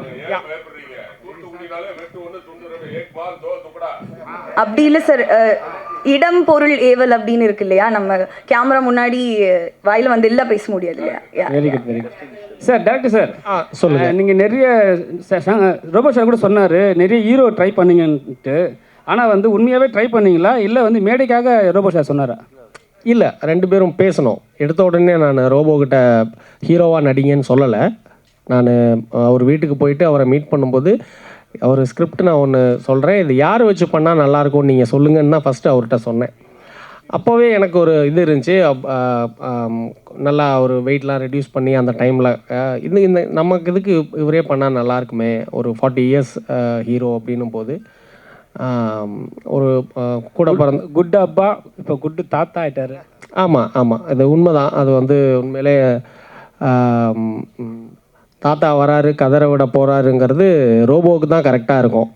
ஏன்னா வந்து இந்த படத்தில் உண்மையிலே வந்து கரெக்டு தான் நீங்கள் சொல்கிறது. சார் ரோபோ சார், மனைவி அனுமதி இதெல்லாம் இறைவன் கொடுத்த வர மாதிரி சொன்னீங்க. ஆனால் வந்து நீங்கள் வந்து பெண் குழந்தைய வந்து ரொம்ப வந்து கொஞ்சுறீங்க. இப்போ வந்து உங்களுக்கு நீங்கள் வந்து நல்ல அப்பா, நல்ல தாத்தா, நல்ல கணவர், இப்போ வந்து உங்களுக்கு படம் வந்து நல்ல ஒரு ஹீரோ மெட்டீரியல் ஆகிட்டீங்க. எப்படி பார்க்குறீங்க இதை? இல்லை, இது எல்லாருக்கும் இந்த இளம் வயதில் தாத்தா அப்படிங்கிறது கிடைக்காது. அது இறைவன் கொடுத்த வரம் எனக்கு. இப்போ என் மனைவியும் சரி, என் மகளும் சரி, என் பேரனோட நான் செலவழிக்கிற நேரம் ஒவ்வொன்றுமே பொன்னான நேரம்தான். அதே மாதிரி சினிமாவை நான் ரொம்ப நேசிக்கிறவன், கலையை ரொம்ப நேசிக்கிறவன், மேடைக்கு ரொம்ப வந்து மரியாதை கொடுக்குறவன். சில மேடைகளில் தான் வந்து நம்ம சும்மா ஜாலியாக பேசுவோம். அண்ணன் சொன்ன மாதிரி இன்றைக்கி உண்மையில் அண்ணனுக்கு ரொம்ப நன்றி. பின்னாடி துப்பி போட்டிருக்காருல்ல அண்ணன் ரொம்ப நன்றி. இந்த மாதிரி ஒரு வார்த்தை வருமானு நிறைய மேடைகள் நான் எதிர்பார்த்துருக்கேன். இன்றைக்கி ஒரு பத்திரிகையாளர் வந்து ரொம்ப நீட்டாக அழகாக பேசியிருக்கீங்க அப்படின்னு சொன்னது எனக்கு ரொம்ப ரொம்ப சந்தோஷம். ஒட்டுமொத்த பத்திரிகை அண்ணனுக்கும் என்னோட மனமார்ந்த நன்றி. சார், இந்த கேள்வி வந்து டைரக்டர் ரோபோ சார் உங்கள் 2 பேருக்குமே. ஆக்சுவலாக ரோபோ வந்து கமல் அவருடைய சிஷ்யன் பக்தன் அப்படிலாம் சொன்னாங்க. கமல் சார் என்ன பண்ணுவார்னா, அவருக்கு ஈக்குவலாக அவருக்கு சவாலாக இருக்கிற நடிகர்களை படத்தில் போட்டு அவங்களோட வேலை பார்ப்பார். அதில் அவரும் ஒரு இதை காமிப்பார். கூட நடிக்கிறவங்களும் பெரிய லெவலில் நடித்து கொடுப்பாங்க. இந்த படத்துலையும் பார்த்தீங்கன்னா இமான் நச்சி, மீசை ராஜேந்திரன், ரமேஷ் வைத்தியா சார், கஞ்சா கருப்பு எல்லாருமே, மோகன் வைத்தியா சார், கஞ்சா கருப்பு எல்லாருமே ஒரு பிரமாதமான நடிகர்கள். இந்த நட்சத்திர தேர்வில் ஏன்னா நீங்கள் வந்து ஹீரோவே யாரை போடலான்னு அவர்கிட்ட கேட்டதாக சொன்னார் இங்கே பேசுகிறப்போ. ரோபோ சாரோட பங்கு இருந்ததா? ஏன்னா அந்த மாதிரி சவாலாக நடிக்கணுங்கிறதுக்காக, இல்லை நீங்கள் மட்டுமா நட்சத்திர தேர்வு? ஏன்னா இந்த அக்கா கேரக்டர் கூட அவங்கள பார்த்துருக்குறோம், ஆனால் ரொம்ப ஃபெமிலியராக தெரியாதுன்னு வச்சுக்கோங்களேன். சீரியல் அந்த மாதிரி பார்த்த மாதிரி ஞாபகம் இருக்குது. ஆனால் இதில் வந்து அவங்கள எல்லாம் போட்டிருக்கப்ப தான் அவங்க இங்கே உட்காந்துருக்கப்ப பல அபிநயங்கள் பிடிக்கிறாங்க. ஸோ அதில் ஏதாவது அவருடைய பங்கு இருக்குதா அப்படிங்கிறது தான் கேள்வி. இல்லை, நாங்கள் 2 பேரும் டிஸ்கஸ் பண்ணி தான் காஸ்டிங் எல்லாம் பண்ணணும். இருந்தாலும் ரொம்ப ஒரு இது பண்ணலை. நான் இது இப்போ ஒரு வச்சுக்கலாம், ரமேஷ் கண்ணா சார் இந்த கேரக்டர் பண்ணட்டும், இது இமான் அண்ணாச்சி பண்ணட்டும், இது அப்படின்னு சொல்லும்போது எல்லாமே ரைட், ஓகே சார், அப்படியே இருக்கட்டும் அப்படின்னு. அதே மாதிரி செட்லேயும் அந்த இதெல்லாம் இல்லை, ரொம்ப ஈஸியாக தான் இருந்தது. யாரையும் ஓவர்டேக் பண்ணணும்னு நினைக்கல, யாரையும் இது பண்ணலை. அதெல்லாம் வந்து எந்த ஒரு ஈகோவோ அதெல்லாம் இல்லை. எல்லோரும் அவங்களுடைய கேரக்டர், அவங்களுடைய கதாபாத்திரமாகவே தான் இருந்தாங்க. அதில் எனக்கு எந்த ஒரு இதுவும் இல்லை. அவ்வளோ நல்ல நடிகர், ஆனால் வந்து சீரியலுக்கு போயிட்டார். இல்லை, அது அது வந்து அது அவருடைய சிச்சுவேஷன் நினைக்கிறேன். உண்மையிலே நீங்கள் பாருங்கள், கோவை பாபுக்கு இந்த படத்தில் நான் வந்து கோவை பாபுக்கு ஒரு த்ரூ அவுட்டாக ஒரு கேரக்டர் ஒன்று பண்ணியிருக்காரு. அவரும் மிப்பு சாமின்னு அப்படின்னு ஒரு ஆர்டிஸ்ட்டும் பண்ணியிருக்காங்க. நீங்கள் பாருங்கள், ரொம்ப ரசிப்பீங்க. அது அந்த ட்ராக்கே ரொம்ப நல்லாயிருக்கும். அண்ணாச்சி, உங்களுக்கு நேற்று வந்து சிம்பு சார் வந்து ஒரு வார்த்தை சொன்னார், தமிழ் சினிமாவில் காமெடி நடிகர்கள் குறைவாயிட்டாங்க, அதனால் வந்து திருப்பி வந்து காமெடி நடிகர்லாம் புதுசாக வரணும்னு சொல்லியிருக்காங்க. அதை நீங்கள் எப்படி பார்க்குறீங்க? இன்னும் அவர் கூட நடிக்கலைங்கிறத அவர் சொல்லியிருப்பாரோ? அவர் கூட இல்லை, இப்போ என்னென்னா சந்தானம் வந்து ஹீரோ ஆகிட்டார். ஆமாம், இப்போ திரும்பவும் காமெடினா மறுபடியும் வராரு. அது மாதிரி காமெடியர்கள் குறைவாக இருக்கிறார்கள் அப்படிங்கிறத நம்ம ஏற்றுக்கிட முடியாது. நிறைய பரவி கிடக்கிறாங்க. ஆமாம், அவர்களுக்கான அந்த வாய்ப்புகளும் நேரங்களும் வரல அப்படிங்கிறது தான். அதானே, காமெடியர்கள்லாம் வந்து ஹீரோவாக மாறிட்டாங்க, அதுக்கப்புறம் காமெடியாக வரமாட்டுறாங்க, கண்டிப்பாக வரணும்னு சொல்கிறாரு. அது ஒருவேளை சந்தானம் சார் மனசில் வச்சு கூட சொல்லியிருக்கலாம். ஏன்னா காமெடி குறைஞ்சி போச்சு அப்படின்ற மாதிரி. அது யாரை மனசில் வச்சு சொன்னார்ன்றது அவருக்கே வெளிச்சம். என்ன, ஆனால் காமெடியில் பாருங்கள், மேடையில் ஃபுல்லாகவே இருக்கிற எல்லாருமே காமெடிகள் நினைப்போம். அதனால் வாய்ப்புகள் கொடுங்க. இப்போ நீங்கள் அண்ணன் சொன்னார்ல, கோவை பாபுலாம் அருமையான திறமையான ஆள். ஆனால் அதற்கான அந்த நேரம், காலம், வாய்ப்புகள், அந்த சினிமான்றது அதிர்ஷ்டத்துக்கு தானே வரும். அந்த அதிர்ஷ்டமும் சேர்ந்து வரும்போது நிறைய இன்னும் காமெடி நடிகர்கள் கேரளாவை போலவே தமிழ்லேயும் நிறைய பேர் வருவாங்க அப்படின்றது மாற்றுக்கிறதே இல்லை. இப்போ வந்து படத்தோட ப்ரமோஷனுக்கு ஹீரோயின்லாம் வருது கிடையாது. அது தொடர்ச்சியாக வந்து காமெடி நடிகர்களும் வரது கிடையாது. நீங்களே பார்த்துருப்பீங்க, நிறைய ப்ரொடியூசர்லாம் வந்து இங்கே மேடையில் வந்து யாரும் வரது கிடையாது சொல்கிறாங்க. அதெல்லாம் எப்படி பார்க்குறீங்க ஒரு காமெடி நடிகராக? படத்தோட ஒரு விளம்பரத்துக்கு தானே நினைக்கிறேன் நான். அதெல்லாம் படத்தோட விளம்பரத்துக்காக தான் நினைக்கிறேன். இப்போ நான் தான் இப்போ நம்ம அண்ணன் போகும்போது கூட சொல்லி அனுப்பினேன், ராஜேந்திரன் போகும்போது கூட ஏதாவது ஒன்று போட்டு விடுங்கண்ணே, படத்தை பற்றி சம்மந்தம் இல்லாமல் ஏதாவது ஒன்று பேசுங்க அப்படின்னு சொல்லிவிட்டேன்.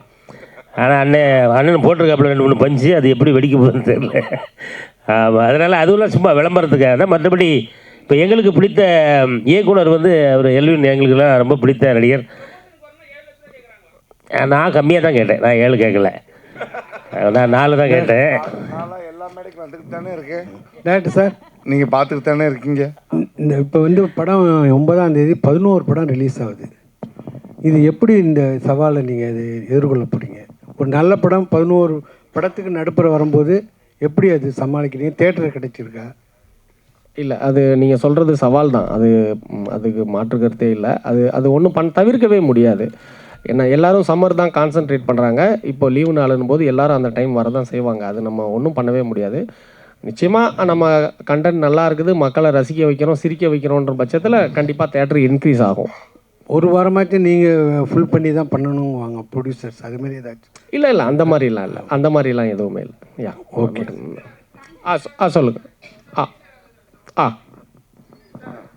சார், ஆல்ரெடி வந்து ஒரு பேட்டியில் வந்து விஜய் அவர்களை பற்றி பேசியிருந்தீங்க. இப்போ என்னடானா படத்தில் ஒரு விஷயம் ஒன்று பேசணுன்றதுக்காக அவர் வந்து ஜனநாயகன் நடிக்கிறாரு, நான் வந்து மக்கள் நாயகன் அப்படின்னு நடிக்கிறேன் அப்படின்னு சொல்கிறீங்க. அப்படி விஜய் அவர்களை நீங்கள் எப்படி பார்க்குறீங்க? இல்லை அவருக்கு ஏதாவது போட்டியாக வரணுமா? இல்லை சார் அவருக்கு போட்டியாலாம் நான்லாம் வர முடியுமா சார்? அவரை பற்றி பேசினாதான் அப்படிலாம் கிடையாது சார். அதெல்லாம் இல்லை, ஏன்னா இப்போ ஆல்ரெடி அவரை பற்றி பேசியே நிறைய பேர் பெரிய ஆள் ஆகிட்டு இருக்காங்க. அப்படிலாம் கிடையாது. அந்த மாதிரி சார் நான் ஆல்ரெடி பெரிய ஆள் தான் சார். 6 அடி 3 சென்டிமீட்டர் இருக்கேன் சார், 106 கிலோ இருக்கேன் சார். நான் ஆல்ரெடி அவரோட வெயிட்டு, அவரோட ஹைட்டு சார். அதாவது அவர் மிகச்சிறந்த நடிகர், மாற்று கருத்தே கிடையாது. ஏன்னா 92லேருந்து இன்னைய வரைக்கும் வந்து தமிழ் சினிமாவில் ஒரு முக்கியமான ஒரு உச்ச நட்சத்திரம். அப்படிலாம் கிடையாது. எனக்கு உள்ள வருத்தம், எங்களுக்குள்ள வருத்தம் என்னன்னா, அவரை வந்து அடையாளப்படுத்தியது எங்களுடைய புரட்சி கலைஞர் கேப்டன் செந்தூரபாண்டி படத்தில். அதாவது 100வது படம் கேப்டன் பிரபாகரன், அவருடைய 101 102வது படமோ செந்தூரபாண்டி. செந்தூரபாண்டியில் வாய்ப்பு கொடுத்ததுக்கப்புறம் தான் பட்டி தொட்டியெல்லாம் விஜய் சார் வந்து தெரிஞ்சார். எங்களுக்குள்ள ஒரு ஏக்கம், அது ஒவ்வொருடைய கேப்டனுடைய ரசிகர்களுக்கும் தொண்டர்களுக்கும் உள்ள ஏக்கம் என்னன்னா, தலைவர் அவர்கள் உடல்நிலை சரியில்லாத போது வந்து பார்க்கலே அப்படிங்கிற வருத்தம் தான் எங்களுக்கு அவர் வந்து போட்டியே கிடையாது. கேப்டன் அவர்களே வந்து உடல்நிலை சரியில்லாத போது அவர் வந்து பார்த்துருக்கணும். ஏன்னா நீ அந்த படத்தில் பார்த்தீங்கன்னா செந்தூரபாண்டியில் கேப்டன் அவர்கள் சும்மா இருப்பார், விஜய் சார் வந்து ஆக்ஷன் பண்ணுவார், ஃபைட் பண்ணுவார். அந்த ஒரு பெருந்தன்மை எந்த ஹீரோவுக்குமே வராது. 100 படத்துக்கு மேலே அவர் நடித்து 100வது படம் சூப்பர் ஹிட்டு கேப்டன் பிரபாகரன். அடுத்த படத்தில் வந்து சும்மா உட்காந்துட்டு ஃபைட் பண்ண வைக்கிறாருன்னா அது எவ்வளோ பெரிய விஷயம். இப்போ எங்களுக்கு வந்து விஜய் சார் அது ஒரு சின்ன வருத்தம் தான். இப்போ எங்கள் அந்நியார் கூட வந்து விஜய் சாரை பற்றிலாம் எதுவும் பேசாதீங்கன்னு எனக்கு வந்து கூப்பிட்டு நேரடியாகவே அட்வைஸ் பண்ணாங்க. எங்களுக்கு இருந்தாலும் மனசு கேட்கல, கேப்டன் அவர்களை வந்து பார்க்கலையே அப்படிங்கிற ஒரு ஏக்கம் தான் தவிர, மற்றபடி விஜய் சாரை வந்து நம்ம அண்டர் எஸ்டிமேட்டே பண்ண முடியாது. ஏன்னு கேட்டிங்கன்னா இன்றைக்கி ஒரு ரசிகர் கூட்டத்தையே வச்சுக்கிட்டு இருக்கிறார் அவர். அது நேற்று கூட நீங்கள் கண் கூட பார்த்துருப்பீங்களே, ஏர்போர்ட்டில் துப்பாக்கி எடுத்துலாம் மிரட்டுறாங்கல்ல. நீங்கள் இதை நான் உண்மையை சொன்னால் உங்களுக்கு கோவம் வந்துடும். எந்த தலைவராவது போகும்போது இந்த மாதிரி துப்பாக்கி எடுத்து காட்டியிருக்காங்களா? இல்லை கேப்டன் வந்து எத்தனையோ இடத்துக்கு போயிருக்கிறாரு, அவரெல்லாம் இப்படி தான் வந்து கத்திய துப்பாக்கிலாம் எடுத்து காட்டிகிட்டு இருந்தாங்க கூட போனவங்க. இல்லை வேறு தலைவர்கள், அம்மையார் ஜெயலலிதா போகும்போதோ, டாக்டர் கலைஞர் அவர்கள் போகும்போதோ, இல்லை வேறு தலைவர்கள் போகும்போதோ இந்த மாதிரி காட்டினாங்களா? நம்ம இப்போ தானே நேரடியாக பார்க்குறோம். அதுதான் எங்களுக்கு வருத்தமாக இருக்குது. அந்த கலாச்சாரம் எங்களுக்கு வந்து கஷ்டமாக இருக்குது. ஏன்னா நாங்கள் வந்து எப்போதுமே கேப்டன் வழியில் வந்தவங்க, வெட்டு 1 துண்டு 2 உண்மையாக பேசுவோம், ஸ்ட்ராங்காக பேசுவோம். கேப்டன் அதுவும் ஏன் பயப்படுறீங்க, உண்மையை பேசுங்க அப்படின்னு தான் சொல்லுவார். நாங்கள் அதைத்தான் வந்து நாங்கள் அது வந்து சொல்கிறோமே தவிர எங்களுக்கும் அவருக்கும் போட்டியே கிடையாது. அவர் மிகப்பெரிய ஒரு நடிகருங்க. இந்த இடத்துக்கு அவர் வந்திருக்காருன்னா அதெல்லாம் சாதாரண விஷயம் கிடையாது. அவருடைய உழைப்பு, எத்தனை ஃபேன்ஸ் இன்றைக்கி வந்து தமிழ்நாடு, ஆந்திரா, கர்நாடகா, கேரளா 4 ஸ்டேட்டில் எவ்வளோ ஃபேன்ஸ் அவர் வச்சுட்டு இருக்கிறார். நான் போய் அவருக்கு போட்டியாக சொன்னோம்னா அதெல்லாம் வந்து ரொம்ப அபத்தமான விஷயம். ஏன்னா நானும் அவர் கூட ஒரு 7 படம் நடிச்சிருக்கிறேன். ஸோ வந்து அவரை வந்து நம்ம வந்து போட்டின்லாம் நாங்கள் ஏற்றுக்க முடியாது. அது வந்து கேள்வியே வந்து ரொம்ப இதாக இருக்குது. பட் எங்களுக்கு வருத்தமாக தான் கேப்டனை வந்து அவர் சந்திக்க வரலையே அப்படிங்கிற ஒரு வருத்தமாக தவிர வேறு எதுவுமே கிடையாது. சார் ரோபோ சார், சார் பொதுவாக விக்ரம் சாரோட கேரக்டர் நேம் தான் டைட்டில் அம்பின்னு வச்சுருக்கீங்க. ஸோ எஸ்கே சார் வந்து ரெமோன்னு வச்சு அது பயங்கர பிளாக் பஸ்டர் ஆயிடுச்சு. ஸோ இந்த அம்பிக்கு எந்த அளவுக்கு நீங்கள் எஃபர்ட் போட்டிருக்கீங்க, எந்த அளவுக்கு பயங்கரமாக வந்திருக்கு? இல்லை, அம்பின்ற ஒரு பேரே வந்து ஒரு சாதுவான கேரக்டர் தான். அது எதை பார்த்தாலும் பயப்படும், ரொம்ப சாதுவான கேரக்டரு. ஸோ அந்த மாதிரி ஒரு சாதுவான கேரக்டர் பண்ணக்கூடிய விஷயங்கள் ஆப்போசிட்டில் எவ்வளவு ப்ளஸ்ஸாக மாறி அந்த ஹீரோவுக்கு அடாப்ட் ஆகுது அப்படிங்கிறது தான் கதை. ஸோ என்னால் முடிஞ்ச அளவுக்கு பண்ணியிருக்கேன். அதுக்கப்புறம் இயக்குனரும் மக்களும் சொல்லணும்.